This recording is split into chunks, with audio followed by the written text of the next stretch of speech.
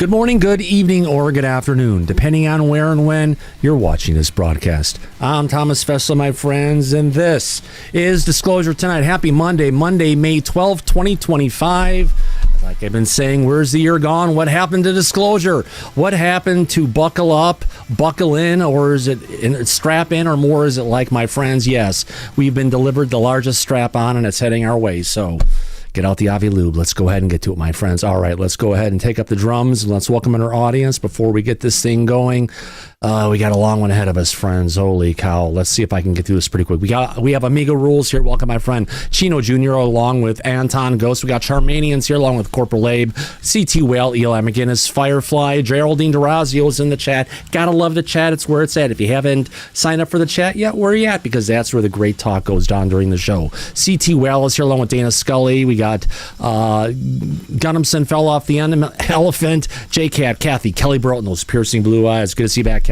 Marty S. is here along with Megan Betts, Metal Gaming, Mick, Mr. Joey B, Nance Brown. We also have Nancy K, Paul DeMond, Rough Ready, Sage Pup, Sam, Tom Clark, and Truckin' Pawpaw. Good to see you, Pawpaw. Two Head 666, Uber Holder, Yankee 58, Yell Tommy Tanker, also known as Andy. He must be at work listening. Good to see you. And we ought to wish our dear friends from Northern Idaho, I'm sure they'll pop in eventually, two midgets on a horse. On that note, wow, we've got a great conversation of everything going on here today. Mike, Disclosure, how the heck are you, my friend? Oh, I'm doing well. We have a very interesting Monday night show for everybody, and yes. I can't wait to get into it. Yes, I'm going to take a little bit different approach as I call on people in the back for the first time. I'll do an intro for them because they deserve an introduction, but we've got a long story to get through. What are we talking about here today, folks? Well, yes, if you've seen the title card, yeah, Colonel KARL has put off a paper over at the Soul Foundation. Maybe some surprises, maybe not. We'll see how this goes and how it actually gets there. Do they want to go ahead and have the UAPDF? No, the UAPDA Disclosure Act and bring it back for a third time without any revisions? No, Carl, don't do that, please. We know you love the document you wrote. Not a lot of people know that, but yeah. Definitely don't want to see it a third time. Break it up into smaller bites because people are, it's kind of like, never mind. There's a lot of watery eyes on that, trying to swallow that one, I tell you. On that note, Mike, let me go ahead and get to this document and get this thing started. Yeah. Yes, sir. Where is it at? Here we go, folks.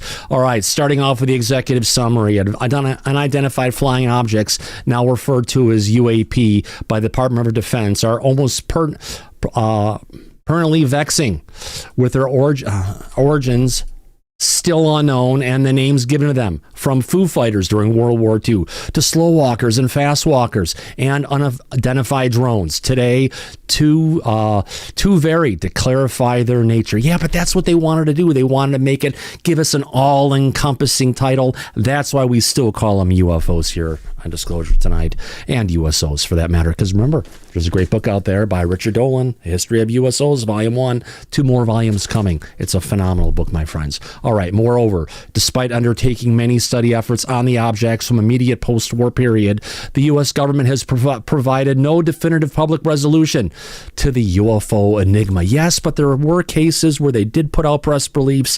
back after Roswell, where it was acknowledged. And then remember, about a year and a half, 2 years ago, we had a great statement coming from one of the commanders in the Space Force, acknowledging the UFOs are not just in the United States, it's a global issue, and we're going to work with our partners around the world. So yes, it has been acknowledged, just not so much from our friends in Congress and the DOD directly. So let's get to it. In a display of courageous leadership, Senator Mike Rounds and former Senator Majority Chuck Schumer sought in 2024 to address the issue by reintroducing their UAP Disclosure Act, which was passed in the previous year's legislative session. But you know what? It failed. It died. And unfortunately, KARL's document modeled it after the President JFK Assassination Records Collection Act of 1992, which basically, Mike, didn't it take the records and lock them up for like 20 years and we still haven't gotten an answer? Why would anyone in their right mind try and model the disclosure on that process? after a failed legal process. I agree with you completely. It's not a good move. No. Well, no, not at all. Not at all. History has shown. There's been 2 attempts at bite at the apple, and both have failed. Why would you go for it a third time? Good question. I know. We're going to have to read through the document and see if it makes any sense. Yeah, I know. Strike 3, you're out. All right. The reintroduced Disclosure Act would have to establish proper accountability and oversight over government activities concerning the phenomena by elected officials in both the executive and legislative branches. Hold on a second here. The executive branch is where there's a cover-up, Mike. So they're trying to establish power in the executive branch, and that's the branch that's been covering it up from the House and the Senate. Well, someone didn't get the memo. Enough, well, that's true, because if you remember, Matthew Brown, Corbell's witness for Immaculate Constellation, in part 2 of the interview, he had said that he was also had access to a meeting between Marco Rubio and Kirkpatrick. And Marco Rubio asked Kirkpatrick, do you mean to tell me that the executive branch has been hiding this from Congress and the public for over 60 years? So we got confirmation that it's a cover-up coming all the way up from the top, Thomas. Yeah, Mike, I got you. That is a truth on where we are at exactly on this. Let me just go ahead and I'll just flip you back and forth as you're talking. Yeah, Mike, it's a interesting situation to say the least. So unfortunately, the legislation once again failed to pass, and they're trying to go ahead and reintroduce it for a third and final time in 2025. More importantly, establishment through its passage or by executive order of its most crucial provisions. A publicly accountable UFO control group in eminent domain over technologies of unknown origin. Now, one additional thing I have to complain about, and I have to say it. They need bipartisan legislation. As far as I remember, Senator Mike Rounds and Senator Chuck Schumer, actually, Rounds is a Republican, never mind. He is. He's Republican. Yeah, Schumer it is Democrat. Bipartisan.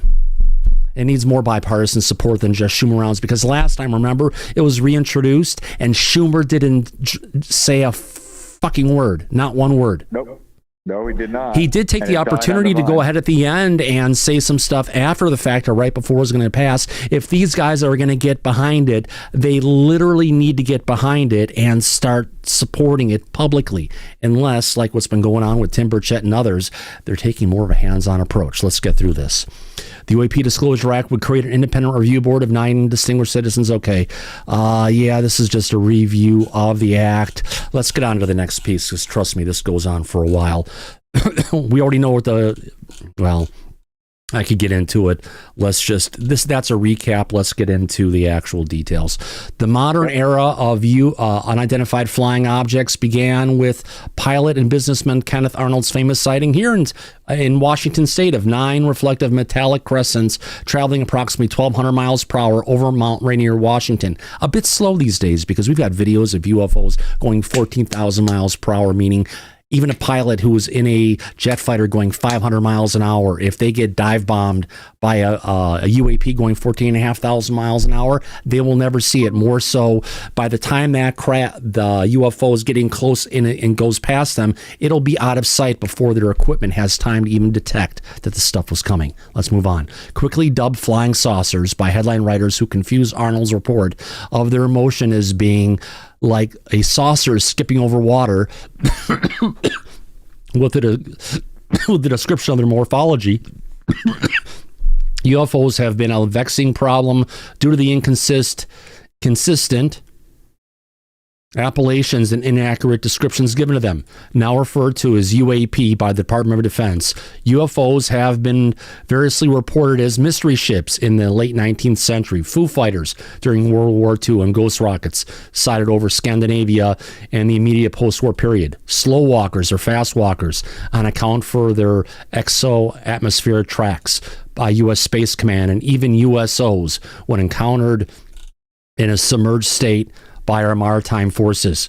Denied by skeptics and rejoiced by modern science, the volume and veracity of reporting, nevertheless, is such a summary dismissal.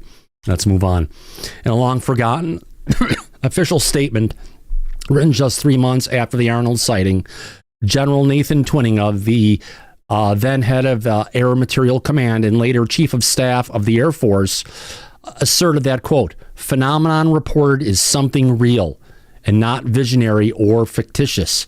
There are objects probably approximating the shape of a disc as large as a man-made aircraft. His memorandum precipitated what became a perennial series of often whimsically named alphabet soup executive branch UFO investigations, from Cold War projects like Sign and Grudge, Twinkle and Blue Book, and Moondust. Due to the efforts of the 2000s and afterwards, we have programs known as OSAP, ATIP, UAPTF, AOI-MSG, which never really took shape, and ARO. While the specific objectives of these projects may have differed, they ultimately share a common denominator. They provided no definitive public resolution of the UAP enigma. Mike, I'll go as far as saying not only did they provide no proof of UFOs, if anything, they've done everything they could to go ahead and reject it.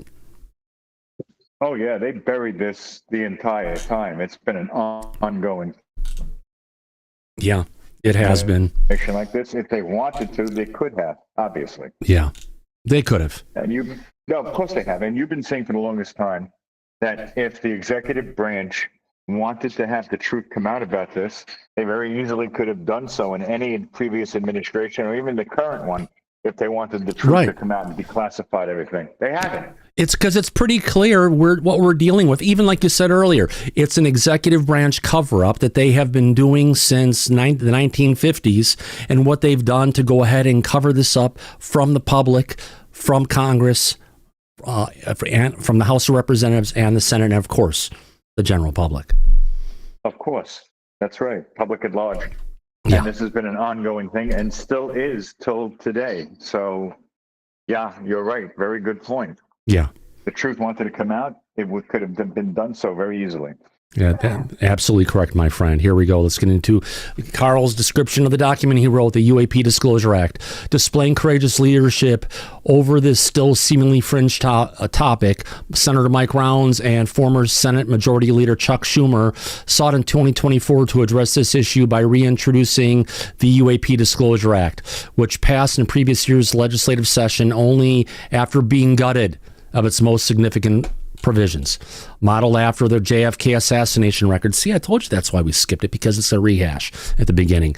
Records Act of 1992, the reintroduced Disclosure Act, would have established proper accountability and oversight over government activities concerning the phenomena by elected officials in both executive and legislative branches. One additional thing I want to bring out here really quick and make a point to the audience, Mike. The intent of the UAP Disclosure Act is 100% controlled disclosure, which is that's the only method that KARL now stands behind for disclosure. So if this document's going to go, or KARL's going to be involved in it, no matter how many great things he's done in the past, I personally, and I know a lot of our audience really, does not agree with the thought of having controlled disclosure. Just bring it out, let us know. Rip it off like a Band-Aid, or pull it out like it's a tooth that's just hanging there, right, Mike? Exactly. And I don't agree with the whole concept of controlled disclosure. I think it's bullshit. Yep. They're either going to bring it out or they're not. It's, to me, the same thing as saying, you're a little bit pregnant. Well, the way it works, to my knowledge, is either you are or you aren't. There is no in between. Correct. Right? 100%. Mm-hmm. Yeah. So unfortunately, as we know, the legislation once again failed to pass. And I don't see anything different this year that this thing could possibly pass, honestly. This paper seeks to definitively articulate the rationale for its reintroduction for a third and final time in 2025.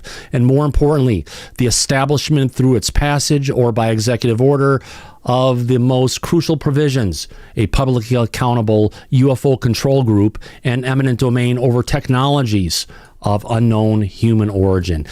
I believe, Mike, wasn't it eminent domain that sank this the last time? And I believe that was coming from, oh God, what's his name again? Good friend, Mike Turner. Oh, no, it wasn't Mike Turner. Oh, remember his name. Libertarian guy. There's a whole... Yeah, I know. I'll remember the guy. He's from Tennessee, maybe, I think. Anyway, someone in Senate. It's on the tip of my tongue, but I can't spit it out. I'll get past it. I'll remember it a bit. Eminent, don't see if the audience knows who the hell I'm talking about. No, Rand Paul, thank you very much. AJ won the prize. It was Rand Paul who shot it down last time. There you go. And that sounds like something Rand Paul would do. He would fight against having eminent domain in this. But either way, even if eminent domain isn't in there, the way that they have national security worded, remember, we're not the United States of America, we're the national security state of America. And correct. The way they have the Atomic Energy Act is any object that is emitting any kind of radioactive decay can be seized under eminent domain, which they would easily take any one of these craft or any one of these things and actually classify it underneath that, and they would just go ahead and steal it, which means kind of like all that work that they're doing over at Skywatcher to try and lure in these craft, and Danny Sheehan's pissed about that one. We'll have to cover it on the next show. But yeah, they bring anything down, they can, the federal government can come grab it and it sees it and take it away, and the people never see it again. Nope. Under national security. Yeah. So that already exists from the executive branch, including it in legislation that people have shot down because they've made numerous claims that they feel it's unconstitutional. Why would you bring that back up again? It doesn't make a lot of sense to me. Or you, for that matter. Because KNELL is ex-military, like Lou and others, in their view, national security above all else. National security above the human race. Well, you can't fault them for their patriotism. No, I know that. If you are an advocate of being pro-disclosure, the last thing you want to do is put national security above that. Bingo. No, I'm with you on that. I'd call it conflict of interest. I guess anytime we're going to get ex-military people in there trying to move disclosure along, it's a conflict of interest. Granted, they've got some things they could do, but sometimes you have to look for the cause more than you have to look for the reason that this truth hasn't been brought out. It's like you're supporting the people who have been doing the nasty for the longest time and hiding it. You got to make a choice. Yeah. It's shit or get off the pot. Yeah. Either you want the truth to come out or you don't. You can't do both. Exactly. Let's get into this again. The text of the legislation very effectively, and let me go ahead and change one thing here. I need to be able to see this in front of me. Uh-oh. Why is it doing that? Give me a second here. I need to go to here. There we go. Put this large right up in here so I can see it better. All right. So very effectively affirms its own necessity since, quote, credible evidence and testimony indicate the federal government UAP records exist that have not been declassified or subject to mandatory classification review. What is this evidence and testimony to which the act refers? Well, considering a Majority Leader Schumer, as a member of the Gang of Eight, is briefed on the most sensitive covert actions and intelligence matters, and that Senator Rounds, as a member of the Senate Armed Services and Intelligence Committees, may have knowledge of even the most highly protected special access programs, much of the information available to them is classified and thus unavailable to the public. You know, why aren't they bringing up the stuff that our current head of the CIA, John Ratcliffe, said last time he was the DNI? Those are the most inflammatory statements that have ever been made by, well, an appointed official, cabinet level position. Let's move on. Notwithstanding these limitations, there is an ample open source data from which one can make an independent determination. Yeah, there's a bunch of open source data, Mike, but there's no true evidence of UFOs. There's no physical proof. We get some blurry pictures. We get pictures of crop irrigation circles, a lot of mistaken things that are out there that happen. And you know what? And the way, what do you call it? AI is these days, Mike, it's real easy to create stuff that looks real. Just saying. Oh, no, you're right. But now, correct me if I'm wrong. But when the Customs and Border Patrol had released the rubber duck video, Yeah. it was downgraded, and we called that out when it first came out. We covered that. That original rubber duck video wasn't released privately before that, and it was in much better resolution. Yeah, we have the original high-res copy here that we've played many times. Correct. So when it's coming from the government for some reason, they're downplaying it and down-resing it and making it so you don't know what you're looking at. Well, don't forget we've got that video we'll have to play again of the stuff that took the sightings down in Sentinel, Arizona, which is right on the border with Mexico, shooting into Mexico with his camera, with his psionics night vision camera. We had like 14 UAP all flying around in all different kind of directions. Some of them actually responding to him as he was flashing at them, trying to signal to the craft. An amazing video, to say the least. It is one of the most, and I've said this to you countless times already, that was one of the most amazing UFO videos I've ever seen, and I'm not the only one.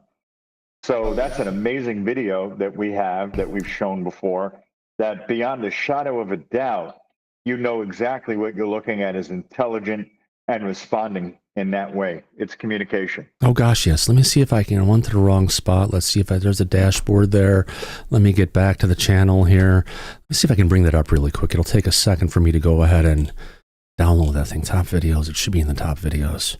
Yeah, it's been a while. It's good to get this video out there. I got it. Got to get a copy link address. Give me a second here just to download this really quick. I've got the video around here somewhere, but it's just easier for me to go ahead and just, as long as my downloader works. There we go.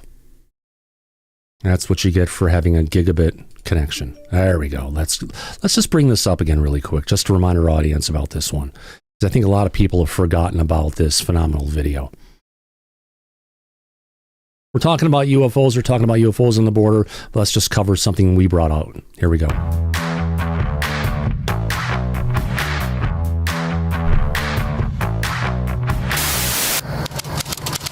There we go.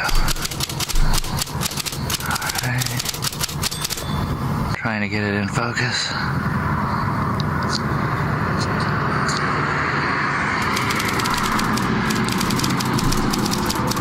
So really quick, so people can see, we've got a couple objects here. We've got other objects that are moving around. We have objects that are moving this way, objects that are moving that way. All in all, there's like between 12 and 14 objects that are moving around in this scene.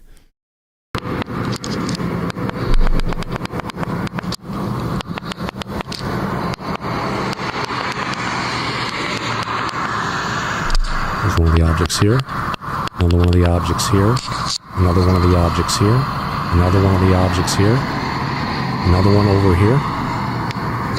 It's hard to get this thing to focus. Another one down here.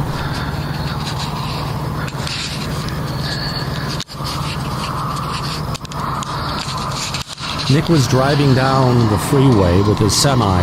He saw these things and he pulled off into a rest stop to go ahead and record this stuff.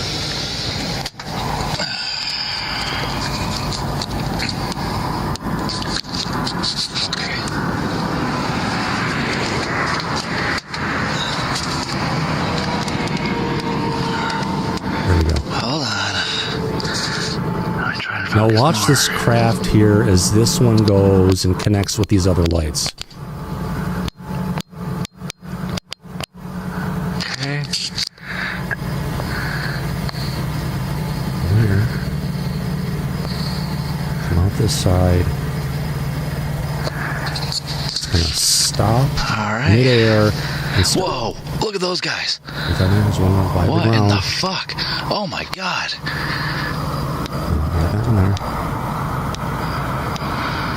There you go. Holy shit, dude! Try it again. Holy shit, dude! Oh my god! Dude, you gotta be fucking kidding me.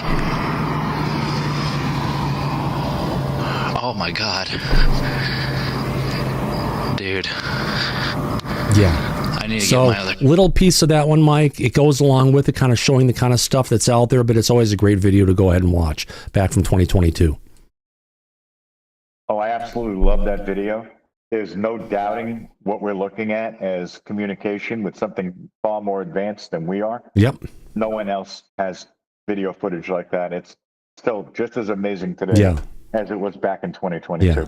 So as KARL says, compelling visual evidence of UFOs was provided with the official release 4 years ago of the 2004 FLIR and 2015 Gimbal and Go Fast videos, and the Department of Defense's confirmation that the recorded objects represents neither U.S. technology or known foreign systems. But wasn't the Go Fast and Gimbal, or some of those, also just debunked by ARO recently? I think it was. Well, they attempted to debunk it because, Yep. it's Arrow, like Mick West. Yep. They'll debunk it no matter what. So, yeah, you're right about that. Yeah. Again, Nikki's video, freaking stellar. Best video I've seen. Well, one of the two best that I've seen. So subsequent testimony before the House Committee on Oversight and Government Reform in July of 2023. Naval Aviators Commander David Fravor and Lieutenant Ryan Graves corroborated the anomalous nature of these objects based on their first-hand encounters. Wait a minute. David Fravor, yes, has seen these things. But Lieutenant Ryan Graves, I don't think he's ever seen anything, has he, Mike? He's always talked about objects that were seen by other pilots, but Graves has never himself seen something. Correct. Not to my knowledge. Okay. Let's move on. During the same hearing, National Geospatial Intelligence Agency whistleblower Major David Grush, who was cleared for the president's daily brief while on active duty at the National Reconnaissance Office, and that's during the last Trump administration, went even further, testifying to the existence of a government UFO crash retrieval and reverse engineering program. The public must now entertain the possibility that 3 independent witnesses who held highly sensitive positions in the U.S. military and performed distinguished national service are either willfully provocating under penalty of perjury, suffering from undiagnosed or shared psychosis, or actually relating facts as they understand them. Regardless of which alternative is true, the national security interests of the United States are unequivocally at stake. And the way that Lou has explained this many, many times, Mike, is that,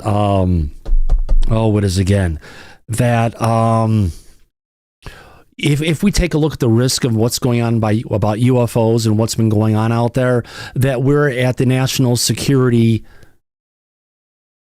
risk of dealing with something that's the equivalent of 9/11 and Pearl Harbor combined, correct? Oh, that's exactly what he said in regards to intelligence.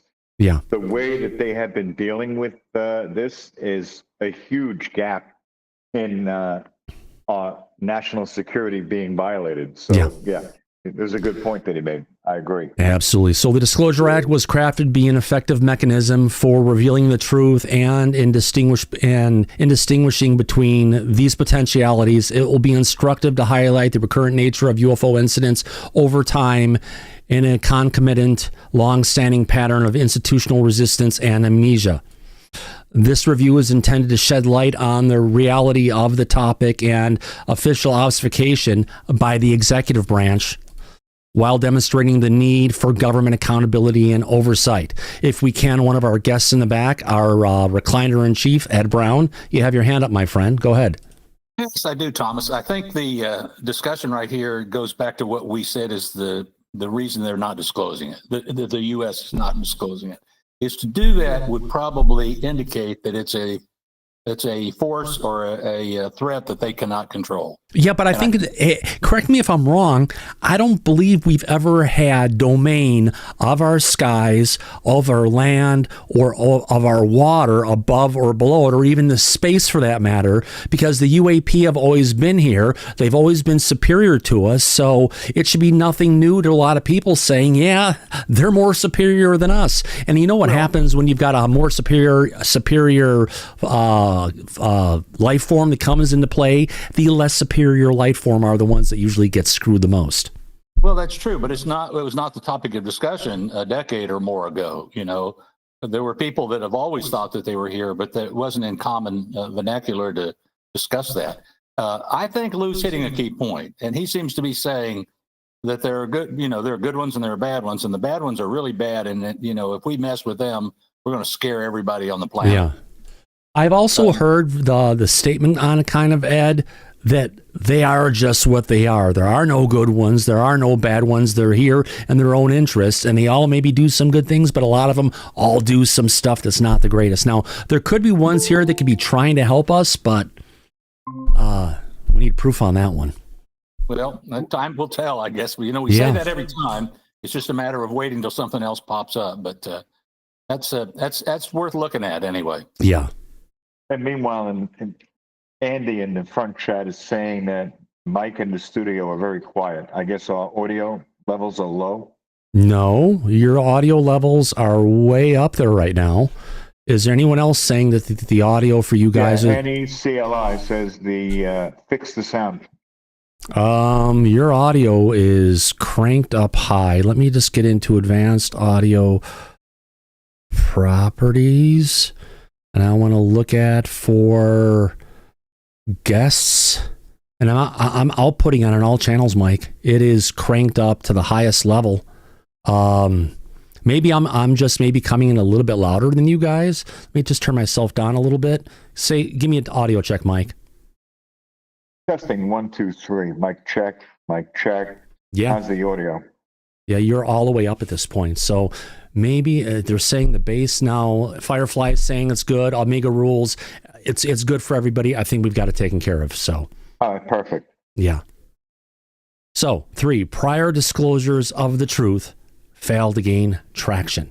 So 53 years prior to the U.S., prior to the 2004 U.S. Nimitz incident, a pilot and future Mercury 7 astronaut, Colonel Gordon Cooper, Gordon Cooper, made a similarly unsuccessful intercept of a UFO exhibiting instantaneous acceleration in West Germany. As attested in his 1978 open letter to the United Nations, Cooper was not only the figure of his caliber to make the claims of this kind. Clarence Kelly Johnson, founder of Lockheed Skunk Works, reported a UFO observation Project Blue Book, the Air Force's 1952 to 1969 public UFO investigation, and his eventual successor, Ben Rich, publicly avowed government and industry efforts to understand and reproduce the performance characteristics of UFOs. Unfortunately, such statements were largely ignored and received little to no public support from the U.S. or allied governments. A declassified 1971 Australian intelligence assessment, which, Mike, we spent a week going through those documents about a year ago. Oh, we did? Yeah. I remember that, yeah. Yeah. Now available online through Australia's Online National Archive, corroborates the earlier twinning memorandum and lends increased credence to the first-hand accounts by stating that, quote, analysis of UAP reports by UASF intelligence in the 1950s and 60s indicated that real phenomena were being reported, which had flight characteristics so far in advance of U.S. aircraft that only extraterrestrial origin could be envisioned. The Australian assessments also discloses the U.S. government intentionally denied that UFOs were real while pursuing research into the apparent capacity to overcome gravity. Not only that, Mike, they were also going to all their, through the Secretary of State's office, they were going through all their embassies around the world to gather information, intelligence, and to connect with people in those countries on this topic.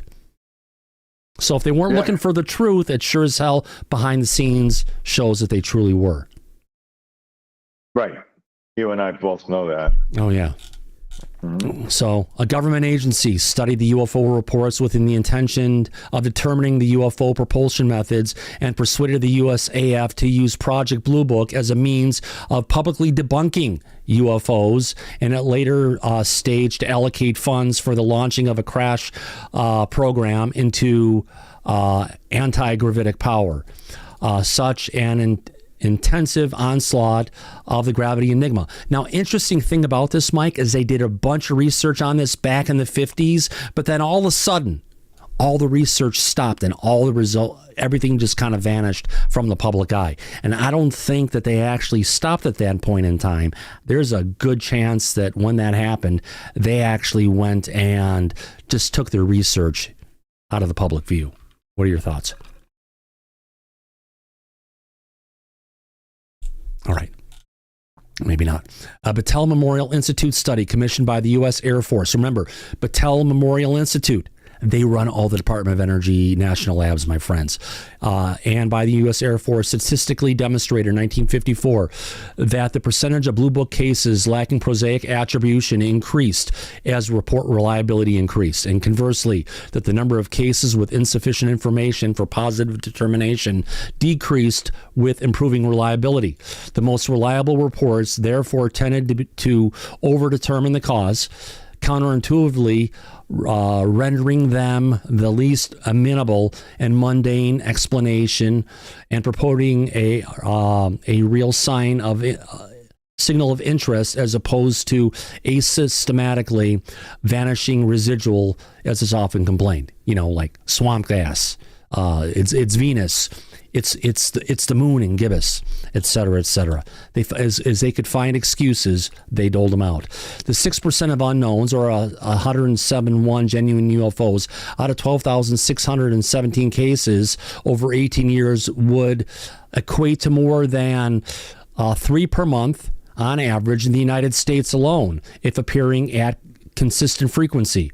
Extrapolation across the globe based on foreign data conservatively suggests a presence of more than one credible anomalous incident per week sometime in the world, and perhaps as many as one every other day. Now, in history, yet by the late 1960s, the Air Force was hoping to terminate Blue Book in accordance with the Robinson panel conducted by the CIA, which recommended debunking UFOs as early as 1953.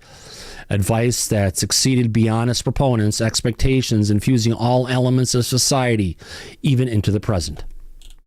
Despite statements by University of Colorado project lead Dr. Edward Condon that UFOs are, quote, nonsense, but I'm not supposed to reach that conclusion for another year. Scandalous public resignations from his namesake committee and a final report with case studies that objectively refuted his assertion.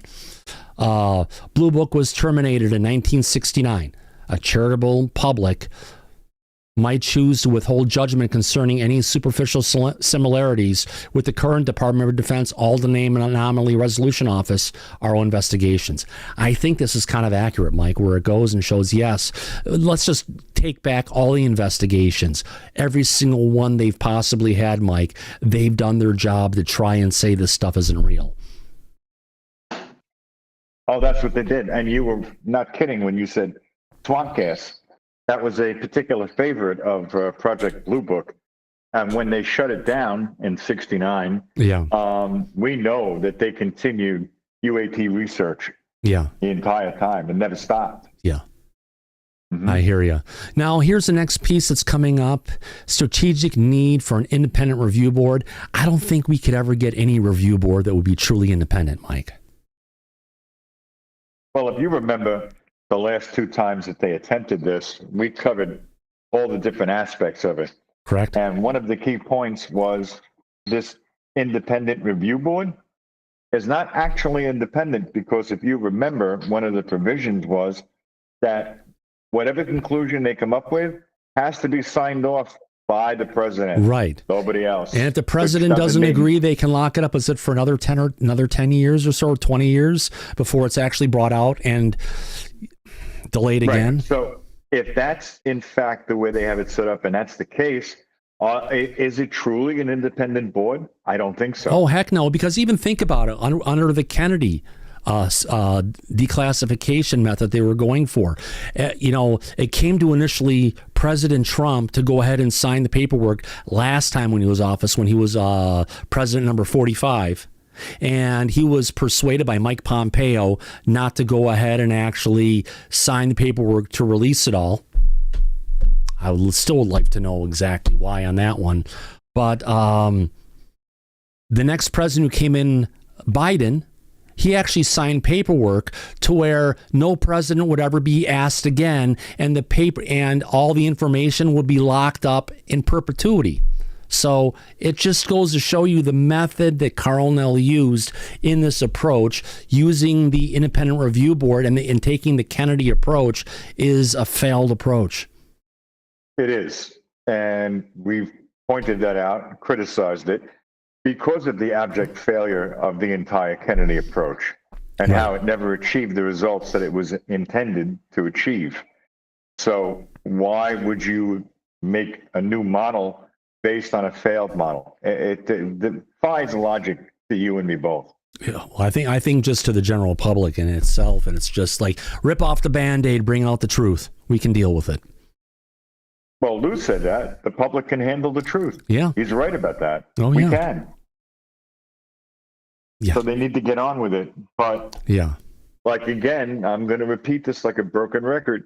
You have stated, for the record, publicly, time and time again, the only true disclosure that we'll actually get will have to come from the executive branch, or there will be no disclosure. right. And it'll come from the executive branch, and it would also potentially come from the Department of Energy. Because I tell you, Mike, the Department of Energy is tighter than a freaking duck's ass in a lake.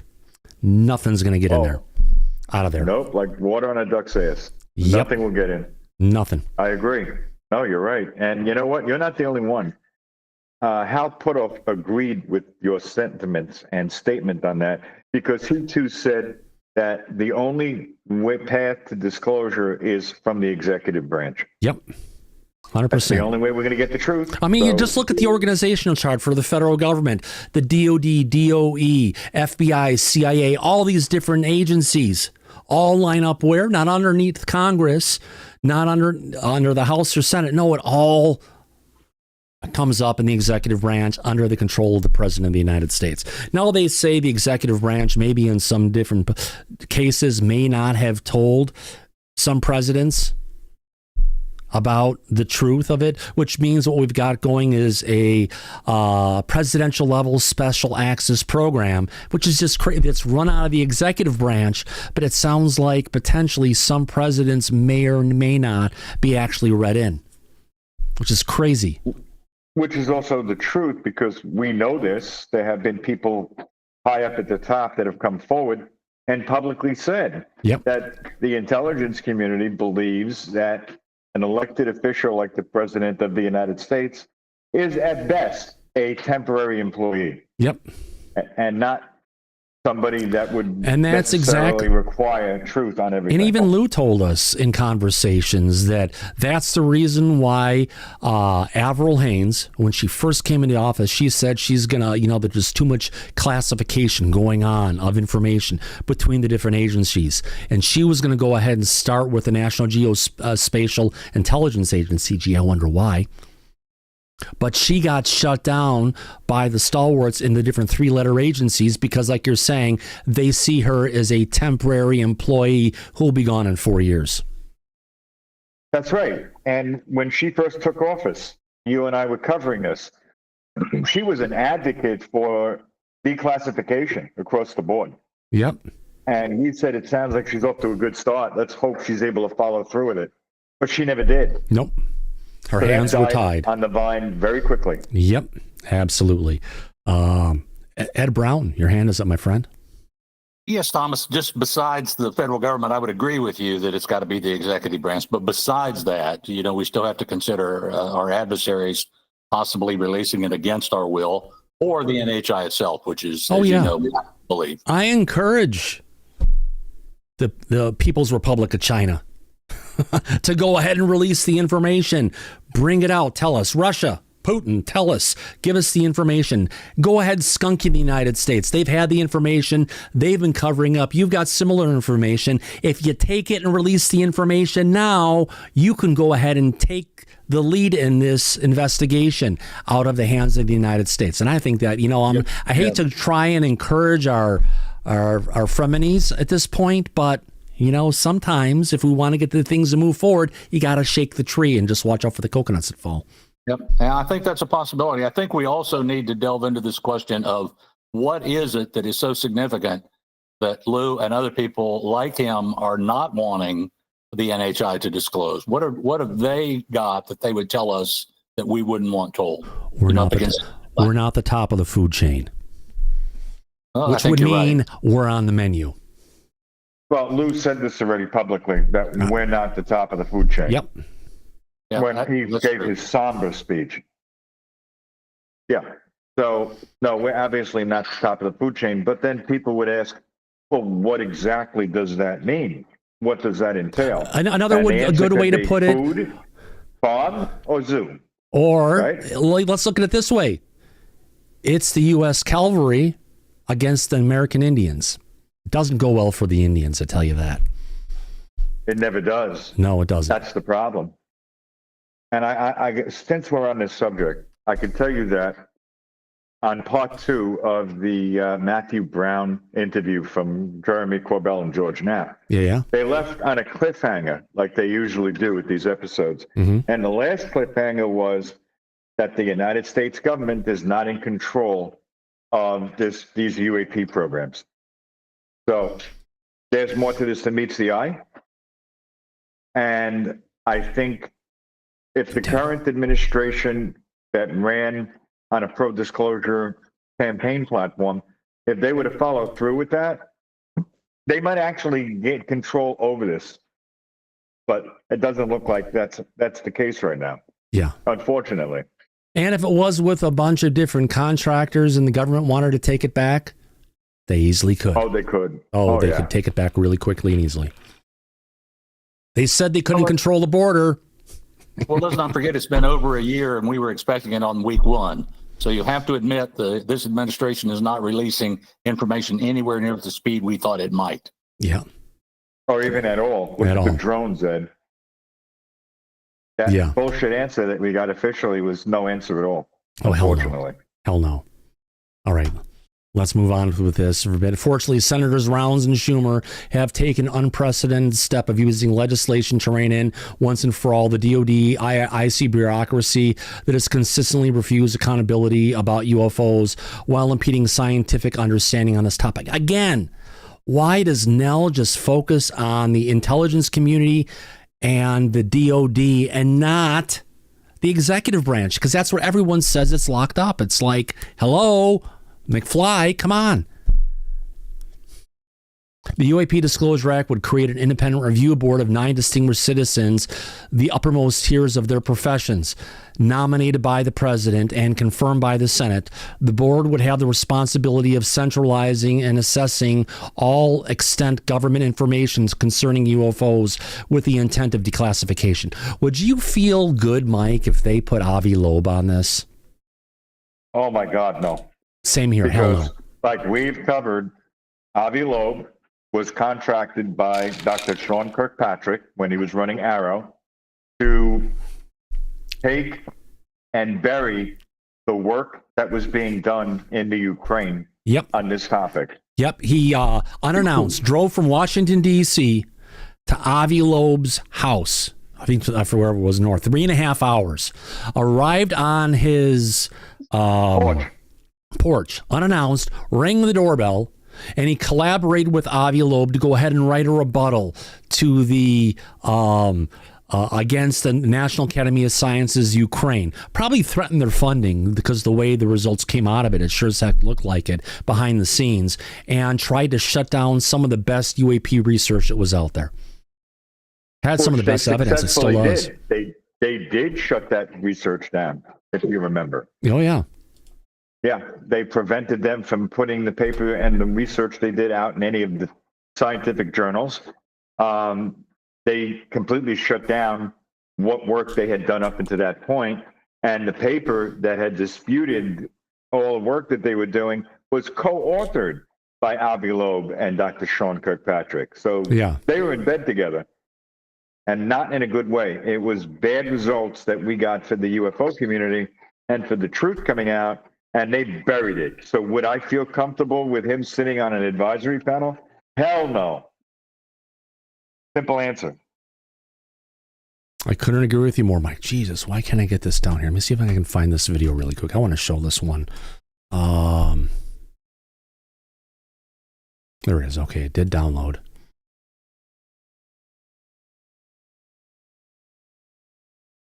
Okay, this is the video that took place over Malta, Mike. This is a short video. Short little clip. It's going to walk you through what's going on. Let's go ahead and just play this little clip here because this is probably one of my favorite UFO videos. Let's get to this and go full, and let's play this one. A little insight again. This is over the Malta Air Show in 2021. There's a bunch of UFOs that are going to be visible in this one. One of them is going to come down, and it's going to dive bomb on one of the Red Arrow jets coming from the United Kingdom, who was in the air show. And this UFO is going about 14,000 miles, between 11 and 14,000 miles an hour, and the aircraft is going about 450 miles an hour. Let's watch this.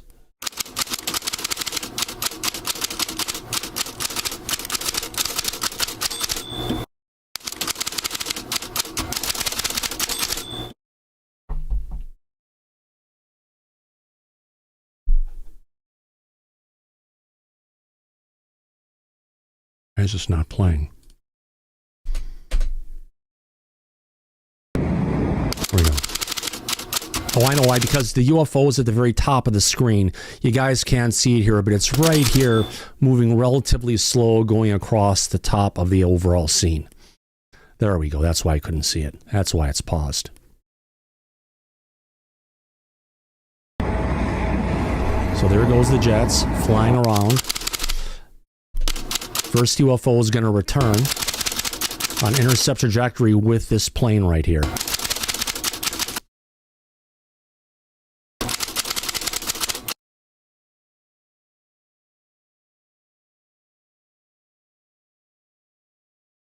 So there's the actual UFO close up, flying past the jet fighter, and you can see how close that UFO is coming to the front of the plane. And estimates at this distance here say that the object was within 70 feet of the front of the plane, comes right in front of it, and then shoots off the side of the screen or the side of the camera. And it just continues on and continues on. You can see that the object went from here all the way to here, and the craft has barely moved on the screen itself. The actual jet fighter. I know it's just a little dot going across, but that little dot is moving at 14,000 miles per hour. And it's gone. We've got another one where the same craft is actually hanging out over a building, standing stationary. Again, these are the kind of videos that show how the capabilities of these particular craft. All right, let's move on. All right, so specific skill sets are explicitly directed to be included on the board. These align closely with what the Department of Defense calls the DIMEFIL instruments of national power, namely the diplomatic, intelligence, military, and economic elements associated with external sovereignty, as well as the political, financial, and informational, i.e. humanities and natural sciences, and legal elements associated with internal sovereignty. Perforce, a federal government, first problem since the government has most of the best data. Responsible disclosure can only occur through the integrated and synchronized application of all instruments of national power, just as the ramifications of disclosure will simultaneously redound, whether positively or negatively, on the efficacy of the very same instruments. Accorded authority for adjudicating the release of or postponement of all records related to unidentified anomalous phenomena, a term defined by the Act to encompass anything potentially related to NHI, while excluding everything else. Prospective board members should have cabinet duty, 3-star or noble nominee level attainments to be considered qualified. Such bona fides will ensure that the president can have confidence in the board's recommendations and that the public may be assured that its members will not court reputational harm by acquiescing to forced or contrived conclusions. Unidentified anomalous phenomena disclosure is a process, not an event. And the sunset of the operation for the review board is, accordingly set to no earlier than the end of this decade. Yeah, they want to go ahead and bring it out, but it's going to take time. The UAP Disclosure Act directs the board to develop a formal UAP campaign for the president containing precise requirements for periodically reviewing, downgrading, and declassification of UAP records and material. This benchmark-driven control disclosure plan, which specifies the exact time and specific occurrences following which each postponed item may be appropriately disclosed, supersedes all prior declassification standards previously deemed applicable to such records, and is one of several pivotal differences between this legislation and the JFK Act, which contain no stipulation. Mike, kind of what we're looking at here on this is just reasons for the information not to come out to the public. That's why we say forget controlled disclosure, rip off the Band-Aid and give us the truth. Oh, they need to come out with the truth once and for all. The problem is this has been buried for 80 years plus, and we haven't gotten it yet. So until something major or catastrophic happens, it's still going to be up in the air, in my opinion. Which is going to come down to, like I was saying, we're going to have to rely on a foreign government or potentially the non-human intelligence itself to go ahead and bring out the truth. Yeah, absolutely. It's going to take something that's going to get the attention of the gatekeepers and the powers that be here in our country to force their hand as a forcing function to have the truth come out, regardless if they like it or not. Yep. I agree with you, Mike. You know, and as the UAP DA stands, I say, honestly, we've got a 0% chance of it passing this year. And I don't even know why they're trying to push getting it passed. In the exact same way that failed twice before already in as many years. Why repeat that for a third time? Yeah. It doesn't make any logical sense to me. I have to agree. It's absolutely gonna fail again, third time. Yeah. I put money on that. It's an absolute mess. Yeah, it really is. The benefits of, and here's the thing. We all want disclosure here. We just want a realistic approach, bite-sized, whatever it's going to take to get this stuff out and force it to come forward. So the benefits of transparency of this approach or over previous attempts in terms of intended results, such as presumption of immediate declassification with exemptions requiring a plan, and the procedural means of achieving such results are self-evident in the legislative text. Well, let's try again. So in contrast to the more famous Roswell crash in 1947, the particulars which remain highly contested, and wherein at least 3 of our 4 government proffered explanations are false. A prior flying disc, a weather balloon, Project Mogul, or crash test dummies. There is no analogous dispute about the verity of Chiraco, New Mexico, the daylight landing in 1964, witnessed by patrolman Lonnie Zamora. Since the latter was subjected to immediate public scrutiny by state and local police and even civilian researchers and federal personnel, the benefits of transparency become obvious.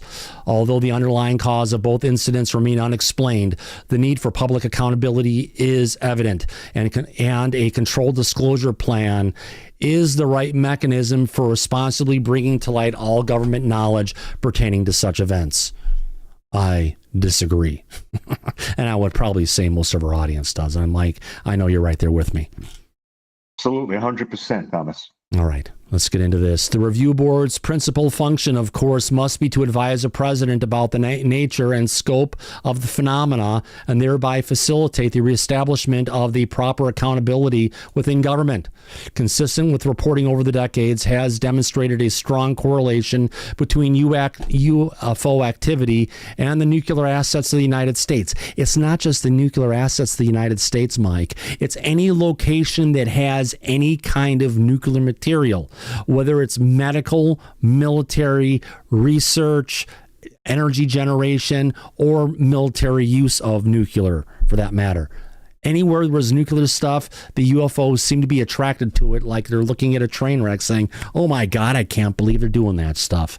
Incursions into the northern tier ballistic missile early warning system during the 1970s. This is where we're talking about, what's his name again? Robert Salas. Yeah. As well as the readiness of ICBMs at Maelstrom, which is Robert Salas Air Force Base in the 1960s, are well attested. Additionally, radio frequency interference has been recorded in many encounters, as the 1957 incident in which an ELINT RB-47H reconnaissance aircraft on a routine training flight across the U.S. Gulf was harassed but for many hours. The full ramifications have never been made public. Mike, this wasn't a training routine. This was a flight that was going off, testing new methods of detection for, I believe, for EMF signals. And as they were flying down over the Gulf of America and over Texas and other areas, they were trailed for several hours by a UAP, by a UFO. Right. That's right. And equally remarkable and representative case later that same year down in the town of Loveland, Texas, saw an egg-shaped craft subsequently fly over numerous civilian and law enforcement witnesses, disrupt radio reception, stall car engines, and emit heat and light signatures. Reporting to the president, the review board would be uniquely capable of addressing this homeland defense and national security nexus, not otherwise amenable to resolution by existing level DoD-centric efforts such as ARL, for that matter. Now, Mike, I believe also what they're missing out of here was during the 1952 period of time over Sandia National Labs, I believe, down in New Mexico, I think. Is that where it's at, I think? Yes. And they had like over 200 saucer sightings by the general public and people from Sandia. And that's where we do all of our nuclear research. How that's not on here. It's also run, owned, and operated by the Department of Energy. Yep. Battelle Labs. Yeah. That's right. Yep. Which But the is UFOs weren't unfordable. just keeping to Sandia. It was the whole surrounding area. It sure as hell was. Yeah. So let's get into this. Injuries to close observers are less frequently reported, but not uncommon. Feature of encounters, including which a review board would be similarly well positioned to inform public policy. A relevant and well-known example is the Rendlesham Forest incident, also known as Britain's Roswell. I don't think it really is Britain's Roswell because we could call it that, but Roswell, there was a crash. Two, actually. Right. Rendlesham was just a sighting. Granted, someone touched the craft and got a whole bunch of interesting downloads that followed in a binary manner, but completely different Like things. apples and oranges. Yeah, they're different. Yeah, exactly. Which unfolded over several consecutive nights in December of 1980 when multiple UFOs appeared over and even landed at Bentwaters Royal Air Force Base, 80 miles northeast of London. And I believe, didn't they have nuclear material there at that time? I think they did, didn't they? They absolutely did. Now, there have been And they some do again. recent rumors coming out saying, oh, that's where they had their psionic brigade going on. No. Yeah. Then Airman First Class John Burroughs, who as an American was assigned to the base at the time, experienced anomalous health impacts as a consequence of the incident and was subsequently denied medical coverage by the VA due to the classification of his records. His situation was only successfully resolved through a personal intervention of Senator John McCain just prior to the latter's death in 2018. A UFO flap occurring in 1977 on the Brazilian island of Colares, which resulted in ionizing radiation attacks, leaving many among the indigenous population scarred with burns and puncture wounds, provided a further instance of injuries to close observers. The Brazilian Air Force, which alleged U.S. support, deployed investigative teams for several months under Operation Saucer and ultimately classified their findings. The UAP Review Board would be within its authority to recommend sociological, psychological, and physiological measures appropriate for remediating medical impacts stemming from close interaction with the phenomena via the proposed public health policy in a medical addendum to the UAP campaign plan. Mike, one thing I want to remind the audience, this is coming from the Soul Foundation, right, which Gary Nolan heads up. correct. What about all the research Gary Nolan has documented of people with damage to their brains when they've been in close proximity to the UAP? Why isn't that front and center? Why do we have to go back to talk about Colares, Brazil? Because if you remember when Gary spoke about the studies that he did, he was contracted by the Central Intelligence Agency, and it was classified work that he still can't speak publicly about. So they're going to bring up Colares because that is public. That would be my guess as to why they didn't include Gary with the study and work that he's done already on behalf of the government. Yeah. You know what? But he's already released that information to the public. He's already talked about it. So it's already out there in the public sphere. And if this is coming from the Soul Foundation, thank you very much, Nancy K, for the wonderful super chat. We appreciate that. Why wouldn't you put that front and center? I don't get it. No, I don't get it either. There could have been a lot of different ways, better ways, that they could have approached this and handled it. But we're not seeing it. No, we're not. I know. Uh-oh. Next one, addressing technological surprise and societal shock. Yeah, it'll be announced on Friday, and by Monday, everyone will be going back to work and forget about it. Let's get to Michael Sokoloff, our dear friend coming to us from the province in Canada, where all the U's are silent. What say you, Michael? I think we're asking the wrong questions. And if you've ever seen the movie, it's called Hidden Figures. The one thing that's always true is the math doesn't lie. And the character in the movie was given a problem to calculate where the space capsule would land, but there was redactions in it. But she got around the redactions because math doesn't lie. And then they asked her, "Well, how did you know it was called?" I don't know, the whatever space program.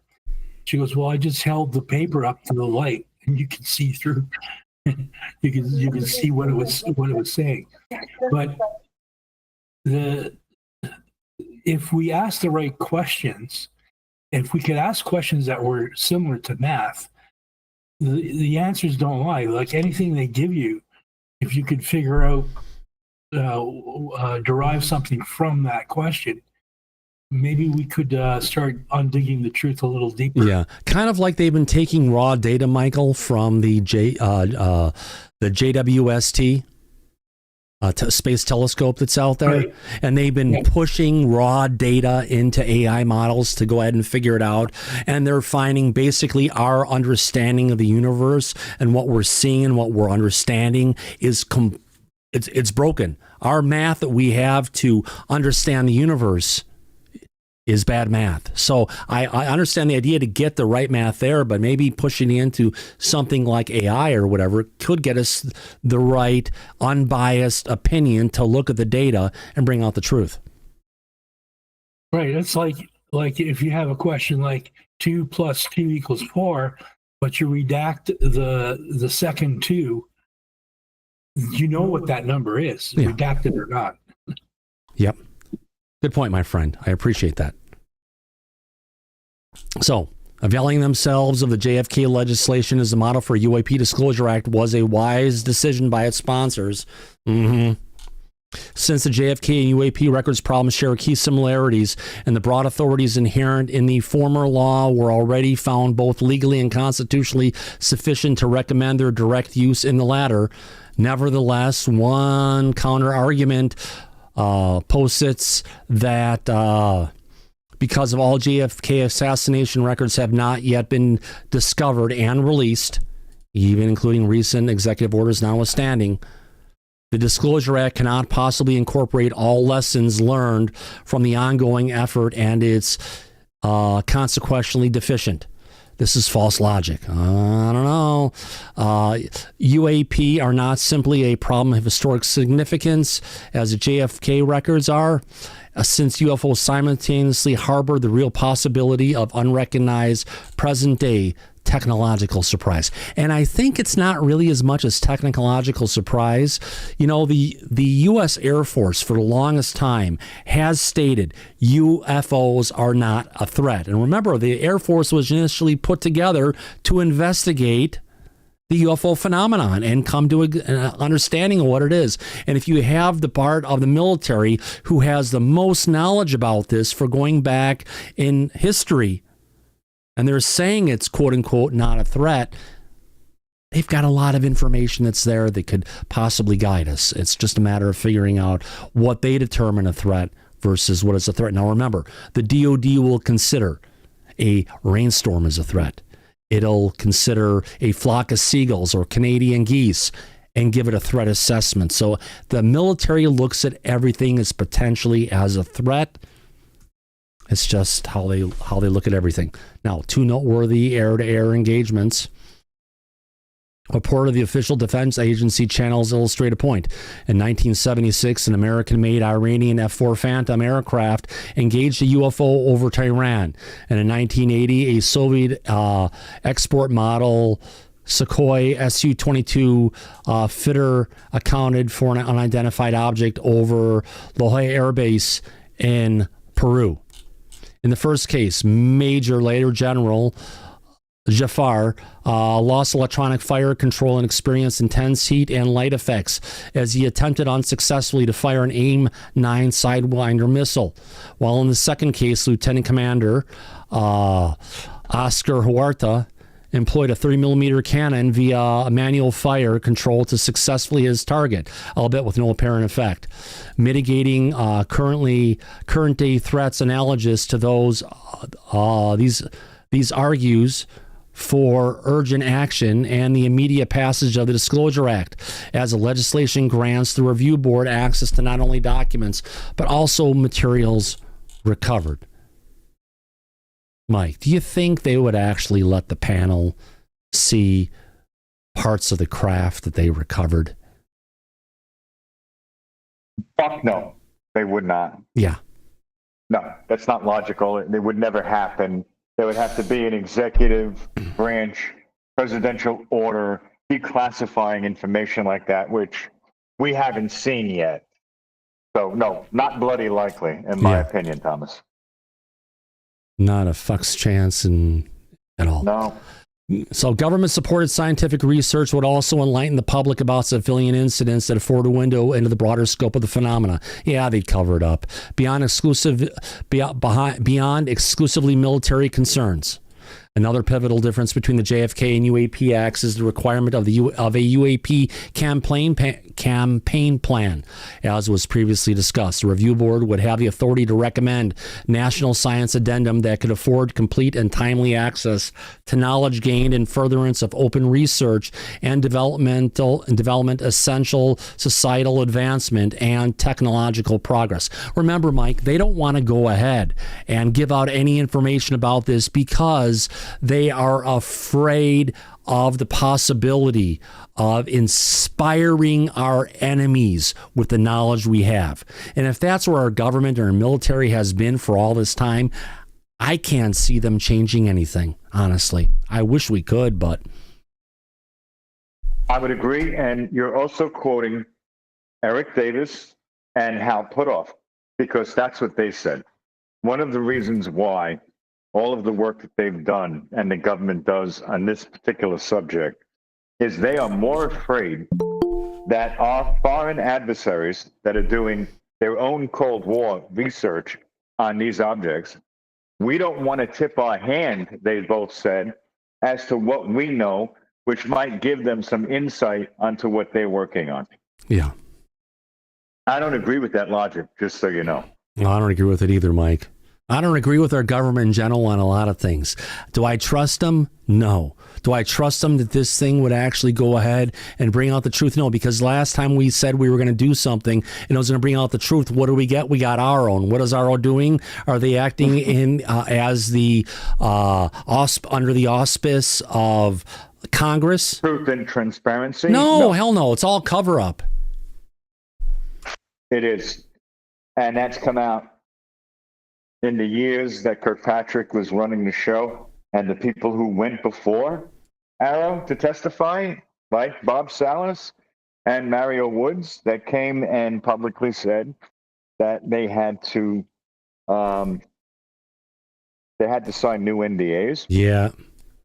And that Arrow buried their information. And John Greenwald said that any witnesses that appeared before Arrow, if you try to FOIA their testimony or records, it is now shut down under the exemption of an ongoing law enforcement investigation, which is bullshit. Yeah. Because But Mike, Arrow is not a law enforcement agency. well, it's not just Arrow. We've got our beauty up there. God, she is she is such a beauty queen. My God. Oh, God. Oh, God. Yeah. You got to love Susan Goff. I particularly don't. Oh, my goodness. Yeah. She is the one who is standing between us and disclosure. And you have to, that is a tough order if we have to go through her to get to disclosure. I'd rather not have disclosure. Well, I don't think I would go that far, but I don't think she's going to give disclosure is really the point. No. We're not getting it from her. Even if she did, We're not. you'd have to double bag it. In case one fell off, you still In can't case see. one broke. Yeah. Mhm. Kyle Reinhardt, my friend, your hand is up. Hey, bud. How you doing? Good, good. Does she remind you of the lady that was in the Goonies? And you remember that movie, Throw Mama from the Train? Yes. No, Kathleen Freeman, her name is. The Yeah. actress. No, Kathleen she was Freeman was hilarious. actually better looking, I think. You know, I could say Maybe. even the woman who was on the "Where's the Beef" commercial was prettier than Susan.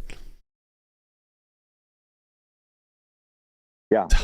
I hate to insult the poor lady like that, but that's I use the term lady very loosely, Kyle. You know, you could reach down between her legs and end up grabbing hold of a tree trunk. Yeah, No, I'm talking about the actress. I mean, I didn't mean to insult her, but Oh, I was talking about Susan Goff, but okay, yeah, I hear you. Oh God, Jesus! We had hoped she'd go away in the new administration. She doesn't seem like a Trump girl. She definitely does not. No. Doesn't even rank in the top 10. Ed Brown Which we says, know he "Don't likes. knock it till you try it. I'd rather be dead." All right, and the rule of Zimbabwe daytime landing of the aerial school in 1994 and the uncanny similar incident in 1966 of West Hull School daytime encounter in Melbourne, Australia are especially demonstrative.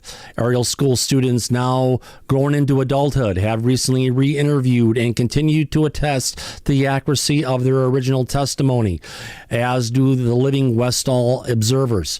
A similar landing occurred at the same time in the fall as the fall of Berlin Wall in Oblast within the Soviet Union. It too, witnessed by young children, was reported contemporaneously by the state-run media outlet TASS.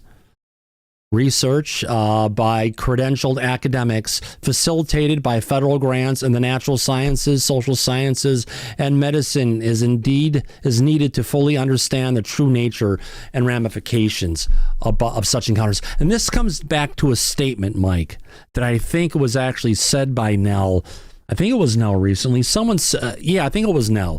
He said recently, but it was somebody else, but it was someone associated with him, said that before we need to study the effects of bringing forward disclosure before we consider it.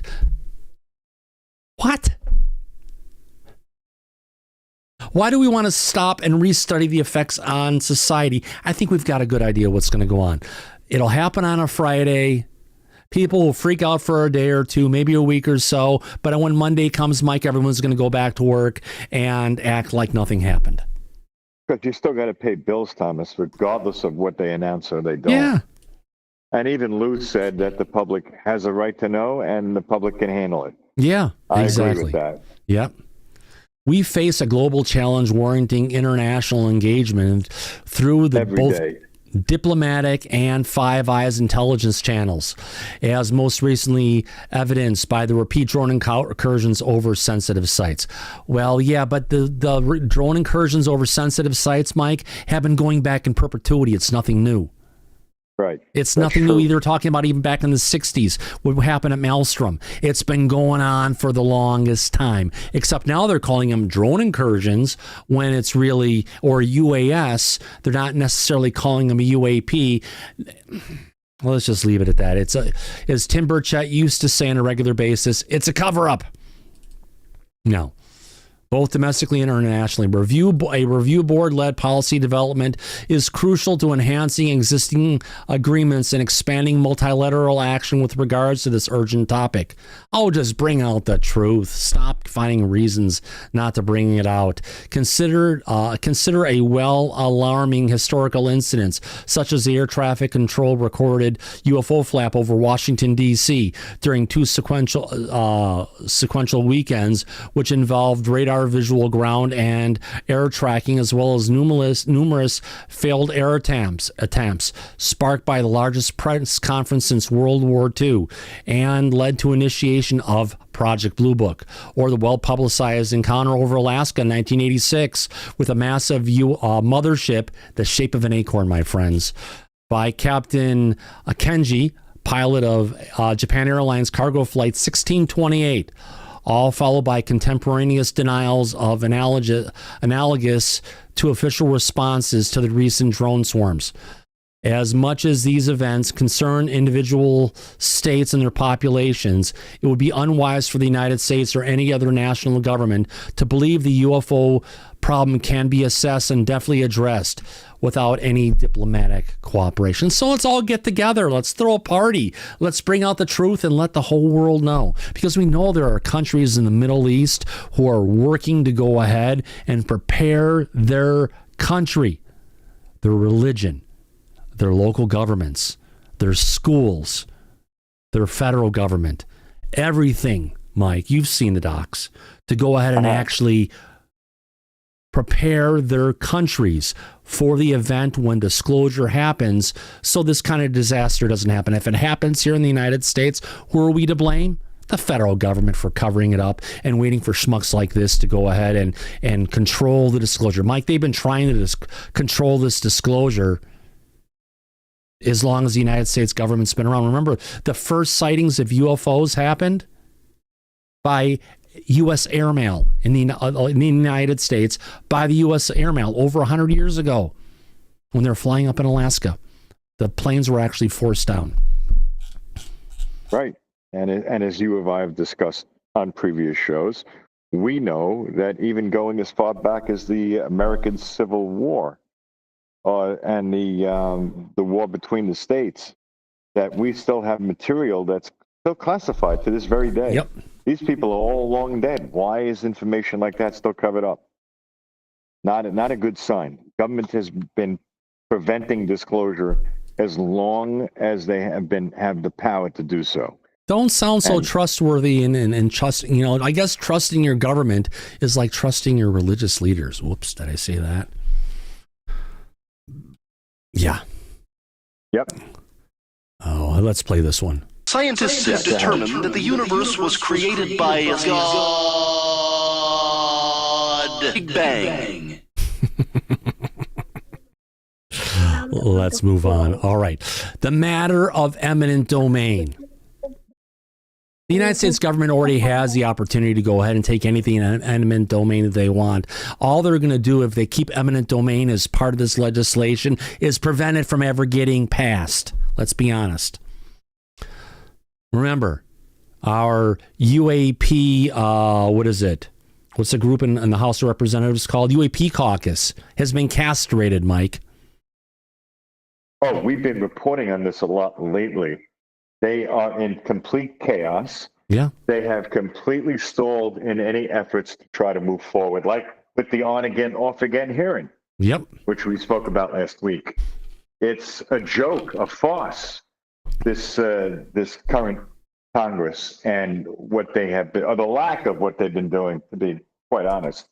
It's a joke. And we are not one step further to any type of disclosure now that Representative Luna was supposed to be having a hearing on UAPs this week, today, as a matter of fact. And we didn't get it. No, and we there didn't. has been no movement on it, no notice or explanation, and nothing that's scheduled down the road that would move us further with the work the task force is. I mean, as of allegedly doing. Thursday, Eric Burleson was on News Nation talking about the hearing next week.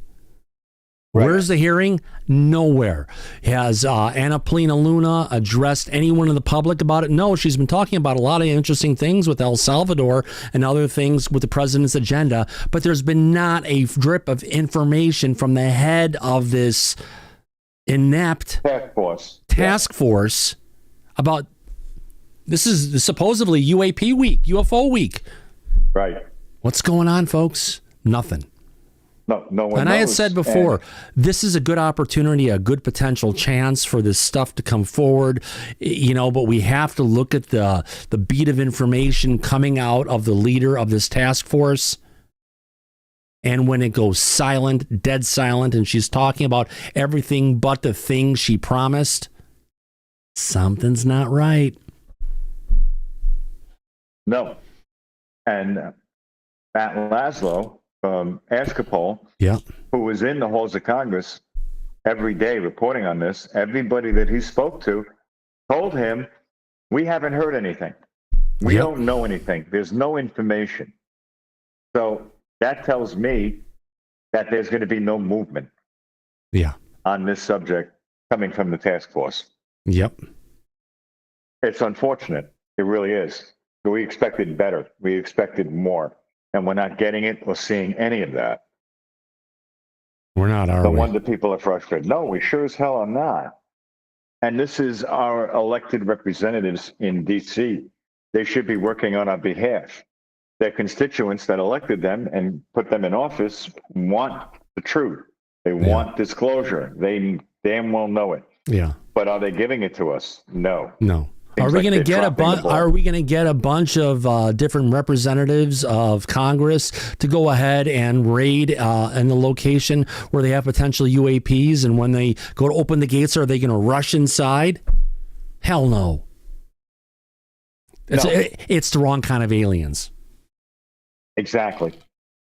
If it was the ICE kind of aliens, that would be a different story. There'd be a lot of movement going on with that. Maybe we should, tell ICE that there are aliens on the border and they're flying Tic Tacs to get their attention. Oh yeah, potentially. Yeah, maybe, but I don't think it's going to make a damn bit of difference. Yeah, I know. That's the problem.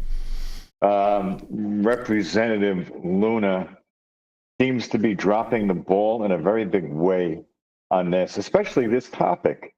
Yeah, it's just, it's almost at the point that, look, she was given the task force, right?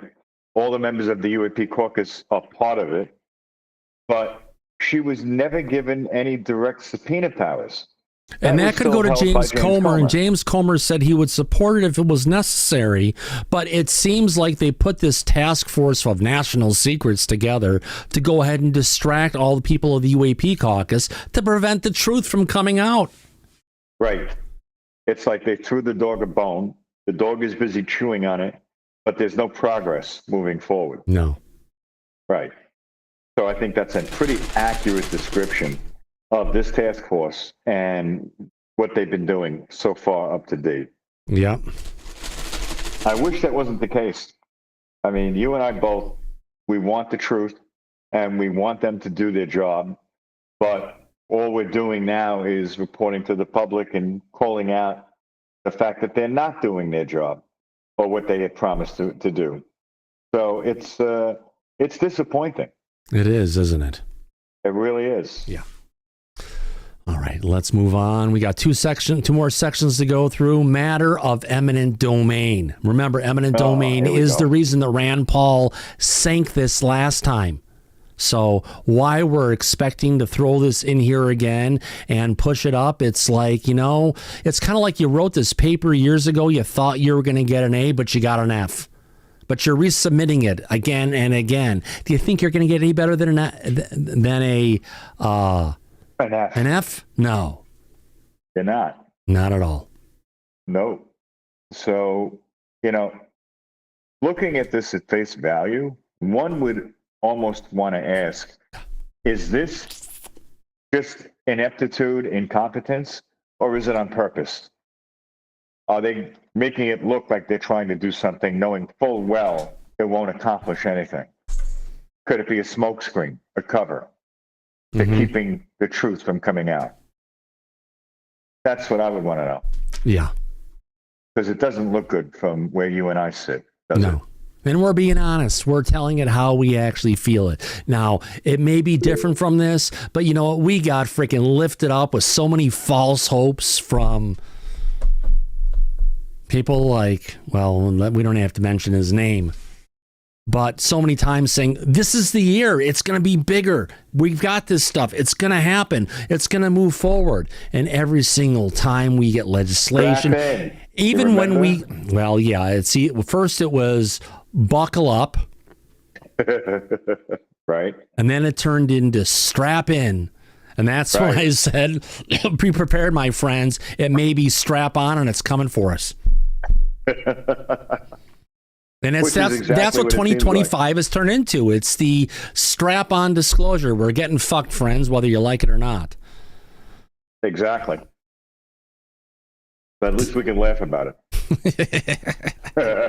We have to, I keep on telling the audience and saying, hold on, wait a minute. Don't set your expectations too high. Take it down here where we think nothing's going to happen. And if something happens, then we can celebrate. Because otherwise, if you get all hyped up and all happy about this stuff and all excited and then it doesn't happen, we're all let down. It's like, oh, fuck. I'd rather not give you a negative feeling that just swirls around like a water in a toilet bowl. That's true. Yeah.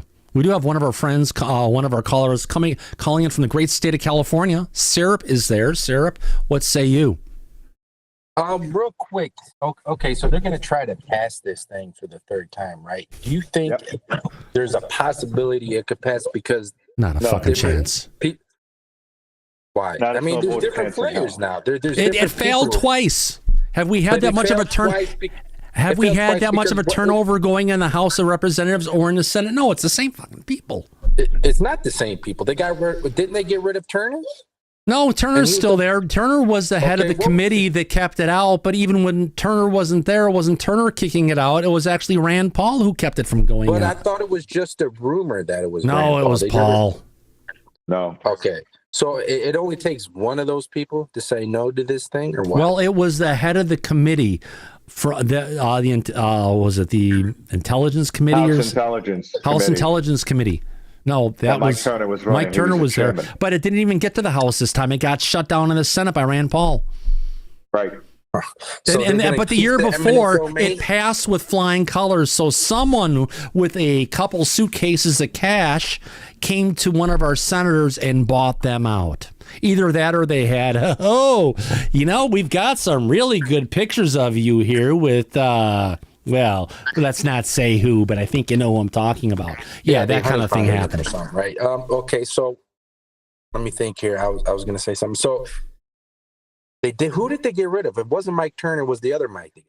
Well, they got rid of Mike Turner. Mike Turner is no longer head of that committee. And before what happened when they were and when he shot it down in 2024, it didn't even get the committee vote as the head of the committee. He actually shut down the legislation and wouldn't even bring it to vote in his committee because he had that power.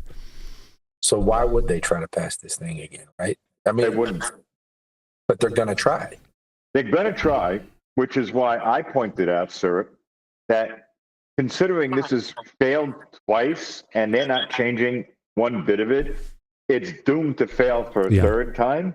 Why would they do this knowing full well what the outcome is going to be? It's almost like they're trying to make us believe they're doing something when in reality, they know damn well this isn't going to do anything at all. Mike, Delta Echo, who I respect, says Anna and Tim are trying. We got to realize Tim Burchett is the loudest voice of anybody in the House of Representatives, who used to be on UFO podcasts, different reporters asking him questions time and time again. But he has been freaking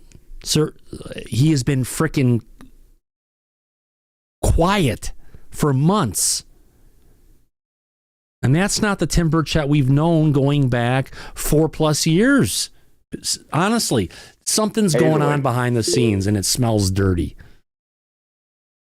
There are definitely shenanigans afoot within Congress.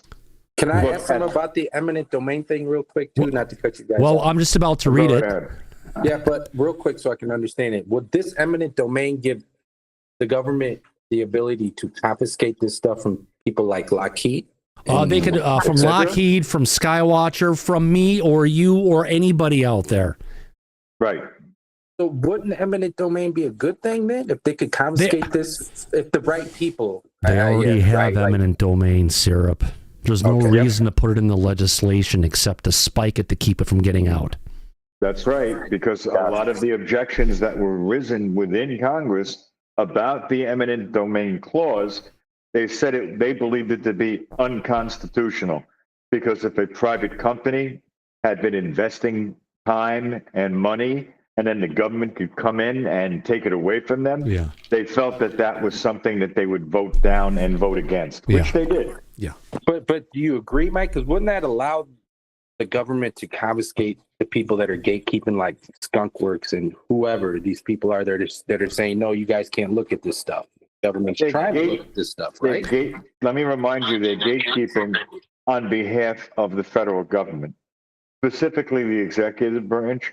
So no, they wouldn't be worried about that. And as far as, like Thomas just pointed out, Sarah, the American government, under national security, with the 1947 National Security Act that was passed, they have the right and the ability, anytime they want, if they feel it's a matter of national security, to seize anything from anybody in this country or in other countries that they feel it would be. And to go ahead and classify it beyond top secret and take any individuals and lock them up permanently without any judiciary review. Yeah. They wouldn't go through due process. They would be rendition to a black site and never heard from again. Yeah. Mm-hmm. Now, let's go ahead. We have questions. We are there, but I've got to get through this piece first before I get to anybody else. Sorry, Kyle. Let's get through this. We have two last sections to get through here before we end the show. The economic impacts of global finance, trade, and commerce. Should technologies of unknown origin be haphazardly injected into the marketplace cannot be assessed with any degree of confidence a priori. But wait a minute, Mike. What about microchips? What about... what do you call it? Fiber optics. What about quantum computing? All these different technologies that we have that seemingly came out of nowhere has been injected into our technology as a civilization, and that stuff came from UAP. So this concern is equally applicable to the safety and security ramifications associated with possible new energy sources or novel metamaterials that might represent a scientific hundreds or even thousands of years ahead of our own. And that's why the military, who KARL now loves and was a part of for the longest time, doesn't want to let any of this stuff out, because potentially there are military applications, like they were talking about, even the way they've got the electrostatic skin that's on the B-2 bombers. The reality of UFO forces. One to seriously contemplate such issues, and responsible policymakers would be delinquent if they ignored them. No. Responsible warmongers is what we're talking about. If we want to move the world forward, You need to be able to take this stuff and leverage it over our population like China's doing. They're not sitting idle on this. Reportedly, they have 1 million people working on this, trying to figure this out. United States, maybe in the thousands at the most.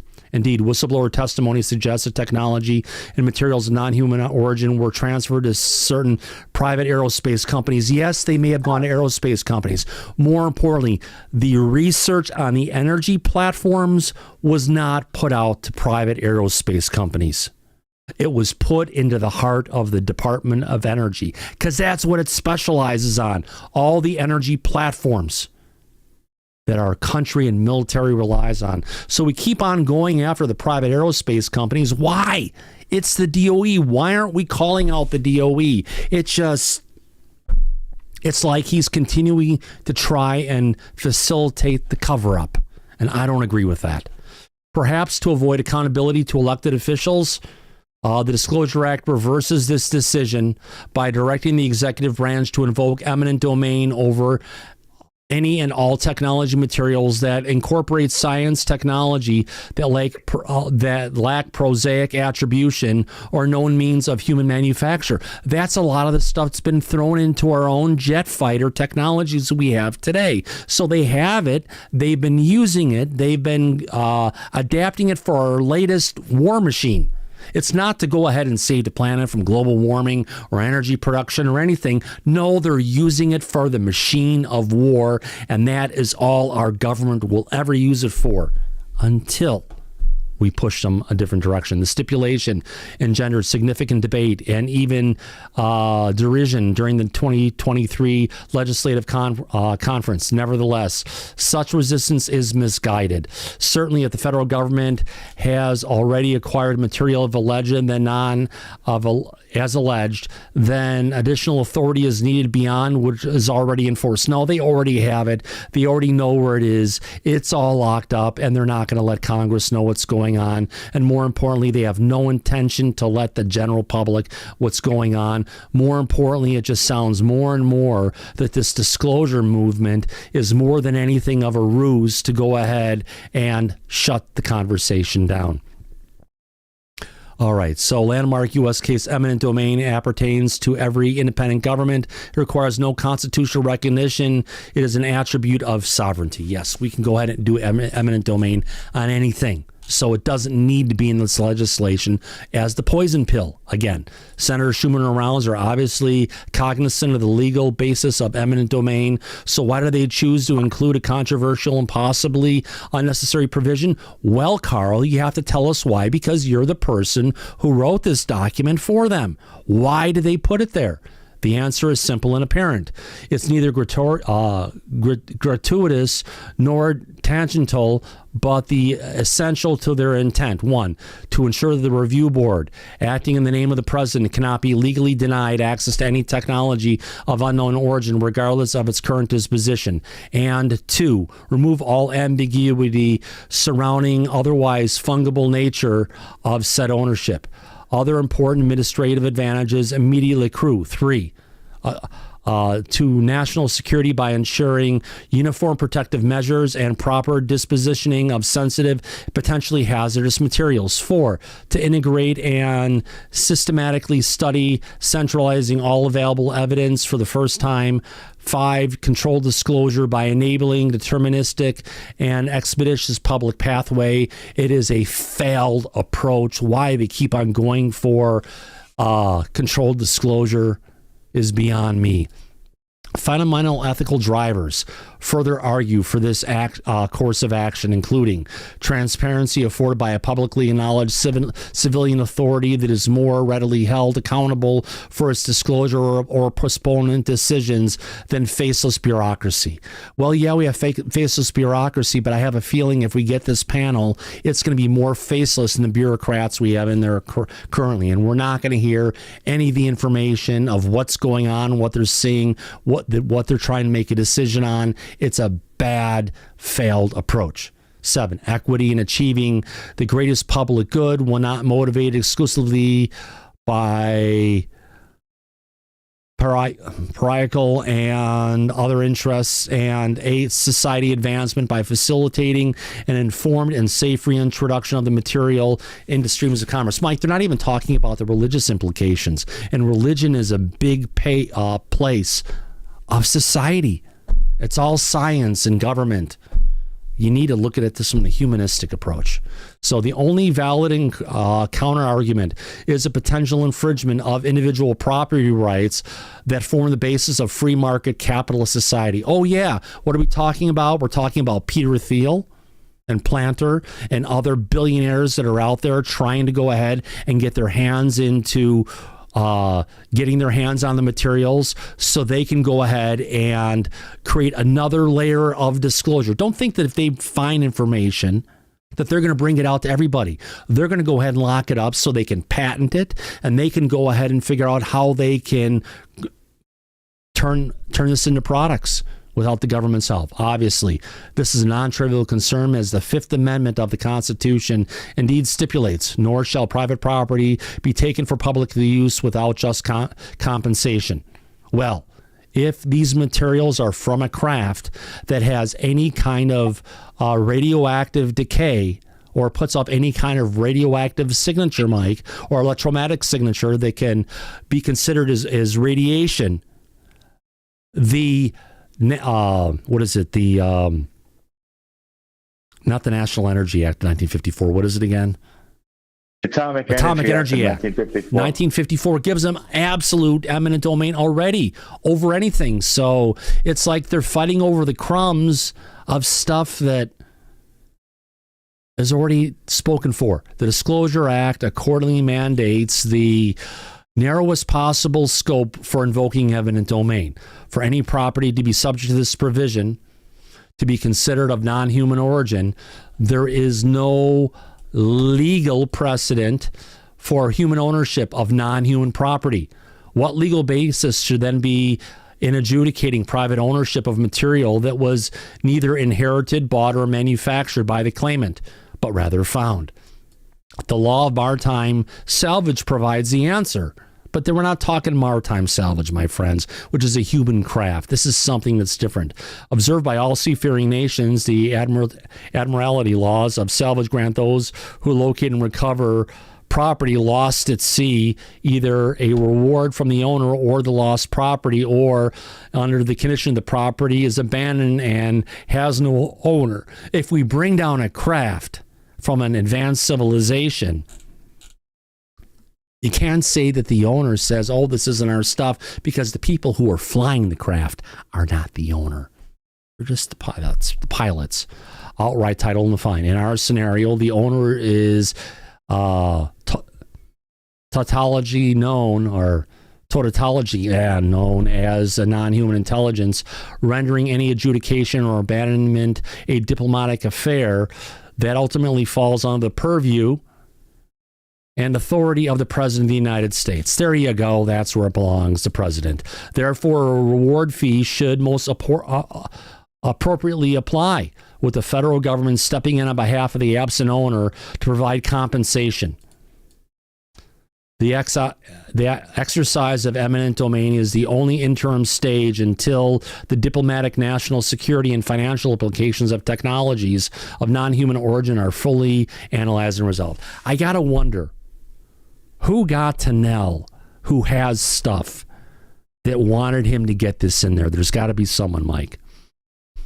But let's say you're right, okay? And there is somebody that is trying to specifically try to force this legislation through. Number one, they already know beyond a shadow of a doubt they're never going to get the votes necessary to pass, and it's going to be shot down like it has twice before. So really, even if there is an ulterior motive to this, why the hell would they do it in the exact same way that has failed twice already? It just doesn't make sense to me. None of this does. It's not logical. Odd. Yeah. If they want to do it, then do it in a way that they know would pass. Yeah. I don't get it. This is all a big shit show.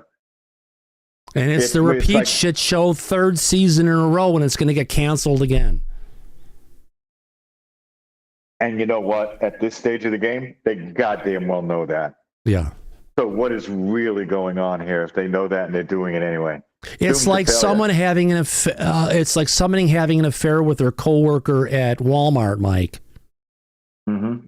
And they're going and they're, if you want to call it, going ahead and saying, oh, no, nothing's happening. Oh, we're just friends. We're just hanging out. Mm-hmm. Yeah, right. Third time being caught. It's not going to go through.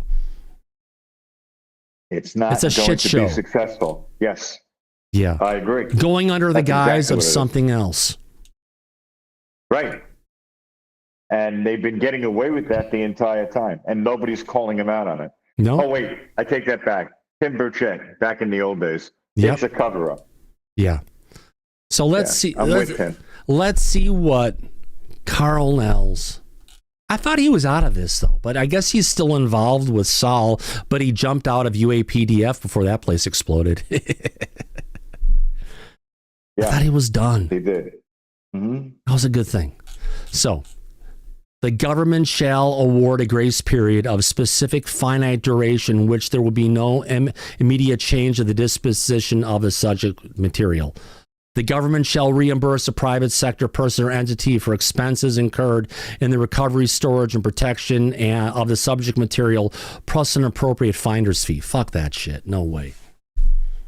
The private sector person or entity shall retain ownership of all intellectual property created as a result of private examination of the subject material completed prior to the date of enactment of the Disclosure Act. Mike, all this is a money grab. That's all I'm hearing is there's companies that have this stuff that have paid money into someone, hopefully not KARL, hopefully not, to go ahead and try and protect their ass. Someone's paid a lot for this document, Mike. And they're trying to make sure if their toys get taken away, which was probably given to them by the federal government in the first place, which, that isn't addressed here. If the technology was given to a company, right, by the federal government, and that entity was funded by the federal government at any time, that any research or anything that was incurred and found should not go to the company who was doing the research, Mike, because they were getting paid for it. They've already received their due compensation. Yeah. Well, I'll give you an example of that, the point that you're making right now. In episode 2318 of the Joe Rogan Experience recently, the other day, Dr. Harold Sonny White, who is a former NASA physicist and current CEO of Casimir, discussed his team's development of power-generating nanotechnology. This innovation emerged from research into quantum vacuum energy and the Casimir effect. So what Dr. White said on Joe Rogan is that they now are in possession of and have been able to manufacture nanotechnology that requires zero energy input, but has a net positive energy output from quantum mechanics. Now, the devices at this early stage are able to only power low energy devices. But then he also said that these can be scaled up. And now we have a technology that's publicly out there that requires no energy input, but can produce a direct energy output. So 0 point energy seems to be creeping onto the landscape and is something that is now technologically known. Yep. So you are probably right that there's a lot more behind the scenes that nobody knows about yet, that they're trying to get out there, and they may try to use this for their own purposes to get technology breakthroughs out like this. There's too much of a push for compensation for these companies and or individuals. I'm just saying, I smell a rat. Let's move on. We got almost done here. Upon voluntary application or approval, the private sector person or entity shall receive an appropriate grant to the exclusivity conduct of foreign material exploitation or reverse engineering of the subject material during the grace period. Any intellectual property resulting from the work under the grant shall be co-owned with the government. No, if they've already been paid for it by the government, why would they have any right to what was created unless it was pre-existing technology? If they were funded and given something and said to figure it out, and they figured something out, they've already been compensated for that. Why are they double dipping? It sounds dirty. And the private sector person or entity shall retain any applicable commercial rights. Oh, bullshit. Upon conclusion of the grace period, the government shall make the subject material available to a competitively selected consortium formed in response to a fair and open competition for further scientific and technological investigation. Remember when Lou talked about it, saying what happened if there was an aerospace company and they were given samples of technology from an advanced craft and they were able to go ahead and make advancements in their technology for what they're doing for the United States government, and it resulted in them getting the contracts, right? Right. And the other company failing and going away. There's SEC violations going on with regards to it because the government wasn't acting fair and just, giving all the different companies opportunities to have access to this technology. Lou has brought that up many times, and I think that applies to here. And I think that whole spirit of the situation of the dirty pool that's been going on for the longest time has been forgotten. Conveniently. But every time this comes up for a vote, the argument of the points that you just made also come up, and that's why it never passes. Yeah. And it won't. It just won't pass. Yeah. While no legislation is perfect, the UAP Disclosure Act is historic and holds best promise of establishing proper federal oversight of anomalous phenomena. No, I think there is a good place of where this potentially can go. Let's see if I can find it here.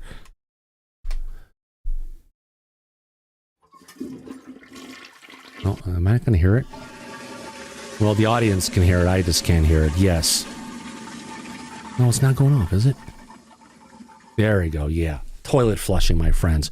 Avoiding catastrophic disclosure. No, we need catastrophic disclosure through a controlled process. No, we don't need we need catastrophic disclosure. We don't need controlled disclosure. Readdressing potential misdeeds, preventing the loss of technological dominance, and reasserting the moral right of the American people to fully understand the world in which we live, in which we have always lived, but our government has covered it up. Nevertheless, entrenched interests in the military-industrial complex appear aligned against the act. Well, no, it seems that the act and the way it's put together is there to go ahead and protect the interests of the military-industrial complex through eminent domain and granting them rights that they shouldn't have, because if this material came from the United States government in the first place and they've been compensated, all technological innovations should be the ownership of us because we're paying for it. The telltale sign, given that the same actor simultaneously claimant and topic and vacuous. What harm accrues from the lowest cost endeavor to assert proper oversight if there's no malfeasance? Senator Rounds and Schumer deserve the high praise for their courageous and forward-looking stance of introducing legislation. I will give them praise if they actually get up and stand behind it, and from when it's reintroduced, and they keep on talking about it, and they keep on promoting it. Promoting it. That's what it needs. It's not just an 11th hour statement on the floor of the halls of Congress. It needs to be ongoing.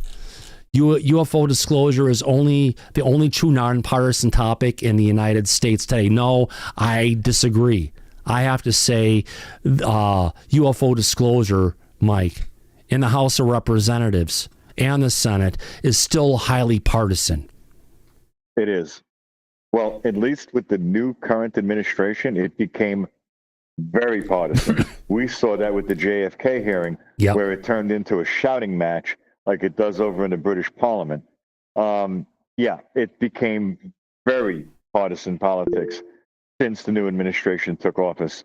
And because of that, it's getting in the way of actual disclosure, which did start out initially bipartisan. You're right. But it's no longer bipartisan, and that's the problem. We all wish it was different, Mike, but it's the reality of the situation that we all deal in. And again, we're being hard on this because the truth of the matter is this thing is probably not going to pass. It's already failed twice.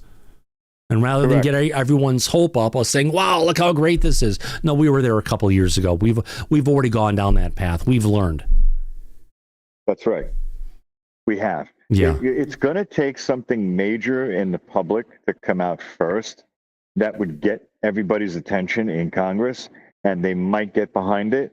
But with the failed hearing and the task force not moving forward on this subject right now, I don't see anything that's going to make a difference or an impact on having this legislation pass. I have to agree with you. Last comment from the back in tonight's show. Ed Brown, what say you? Well, I'm agreeing with you, Mike, on the problems we got in Thomas. I don't think we're going to see much change. I jumped on here because I wanted to clarify one point, the way they have misused the word partisan. You would assume that partisan means that there's sort of an equal number or a relatively large proportion of people from each side, but partisan has kind of degraded into, if you can find one person on the other side, now we've got partisan support on this topic.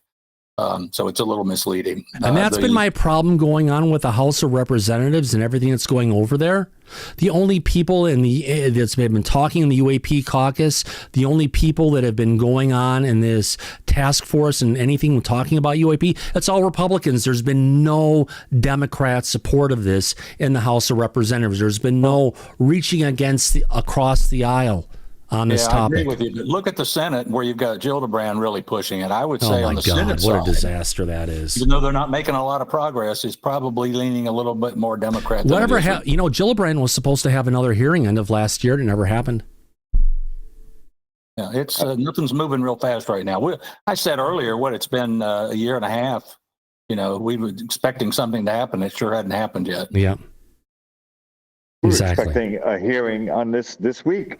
That didn't happen. Oh, that's true. With no explanation. Eric Burleson said earlier this week, as of Thursday of last week, that there was supposed to be a hearing this week, and it didn't happen. Let's see if I can find that really quick. That'd be good to find out why. There's got to be a reason for that hasn't popped up yet. Well, let me get to you really quick. I can find it here. I know I've got that little thing bookmarked here. Let me go ahead and find it. Let me go ahead and find that. Let me find...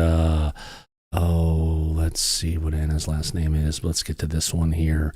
Nope, not that one. I got Lou Elizondo. Nope.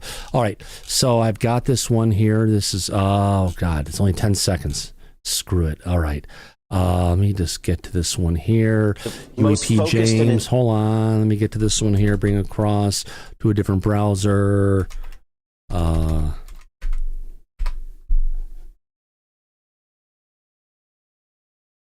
While Thomas is looking, Ed, I could tell you that there is a distinct possibility that Representative Luna and the task force is going to be the most focused and intense. She may have not filed the proper application for the hearing in a timely manner. It's a fuck up, and it could be one of the reasons potentially why we're not getting a hearing or any hearing anytime soon. That's been mentioned before, and there could be a lot to this and a lot of reasons why. This is a video clip from last Thursday. Let me play this really quick. It's just a 15-second or 13-second clip. Let me go ahead and play this. Here we go. Let's just play this. See what he has to say. It's going to be the most focused and intense UFO investigation week that I've had. I can't even hear this. I got to fix this for myself. Son of a bitch. Why can't I hear this? Let me get to this one here. Loopback 3, is it on here? Oh, it's supposed to be there. I can't hear it. All right, audience can hear it. Can you guys hear it in the back? Yeah, we're good with it. Okay, I can't hear it, so. Week that I've had, we're going to be having meetings with Arrow. We're going to have an open hearing to the public. So there you go. As of Thursday morning of last week, Mike, Eric Burleson said, yes, there's going to be hearings next week. And it never happened. There's not been another statement that's been released by him. There's been no statements from Anna Polina Luna, and she's tweeting a bunch of stuff. But she has said nothing with regards to where is the hearing she promised. So do you think maybe she's getting close and someone's trying to shut her down, like Comer? Comer has like no Johnson? power over this at all. Oh, yeah, well, Comer does. I don't know. There's something going on that's a little bit deeper, but you know what? I smell a rat. Yeah, I agree. There's got to be a reason there that maybe sometime we'll find out. Yeah, absolutely. Absolutely. If we can, is there anything else, Mike, that we haven't covered? No, I think we've covered a lot with this document and what's currently going on right now in Washington, D.C. Yep. Why did I lose all my audio? Son of a gun. All right, I'll just deal with it. Everyone can hear the sound effects swing in the back. I just can't hear stuff. On that note, I want to go ahead and thank everybody for your wonderful super chats today. Who am I talking about? We had 2 super chats. One come in from Nancy K, and another one for somehow I lost it coming in from Tim Senor. Thank you very much, everybody. Love you for your love and support and everything. Ed, thank you for being part of the conversation, as well as Sarah. Mike, thank you for being here, my friend. Oh, my pleasure. It was a great conversation. And, it was great of you to do this. And I know you're still recovering from COVID-19, my friend. Yeah. So hats off to you. Thank you, sir. I knew there was going to be a lot of reading and we could barely get through this before the end of the show, but I knew we could do this in about 2 hours, and we did.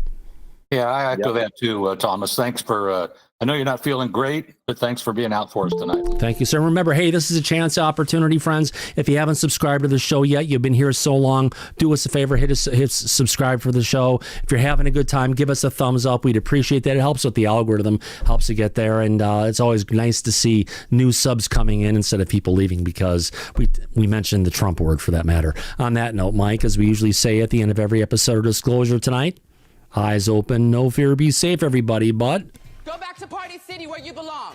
Absolutely. We'll see you soon, everybody. Y'all come back now. Here, take care now. Bye-bye.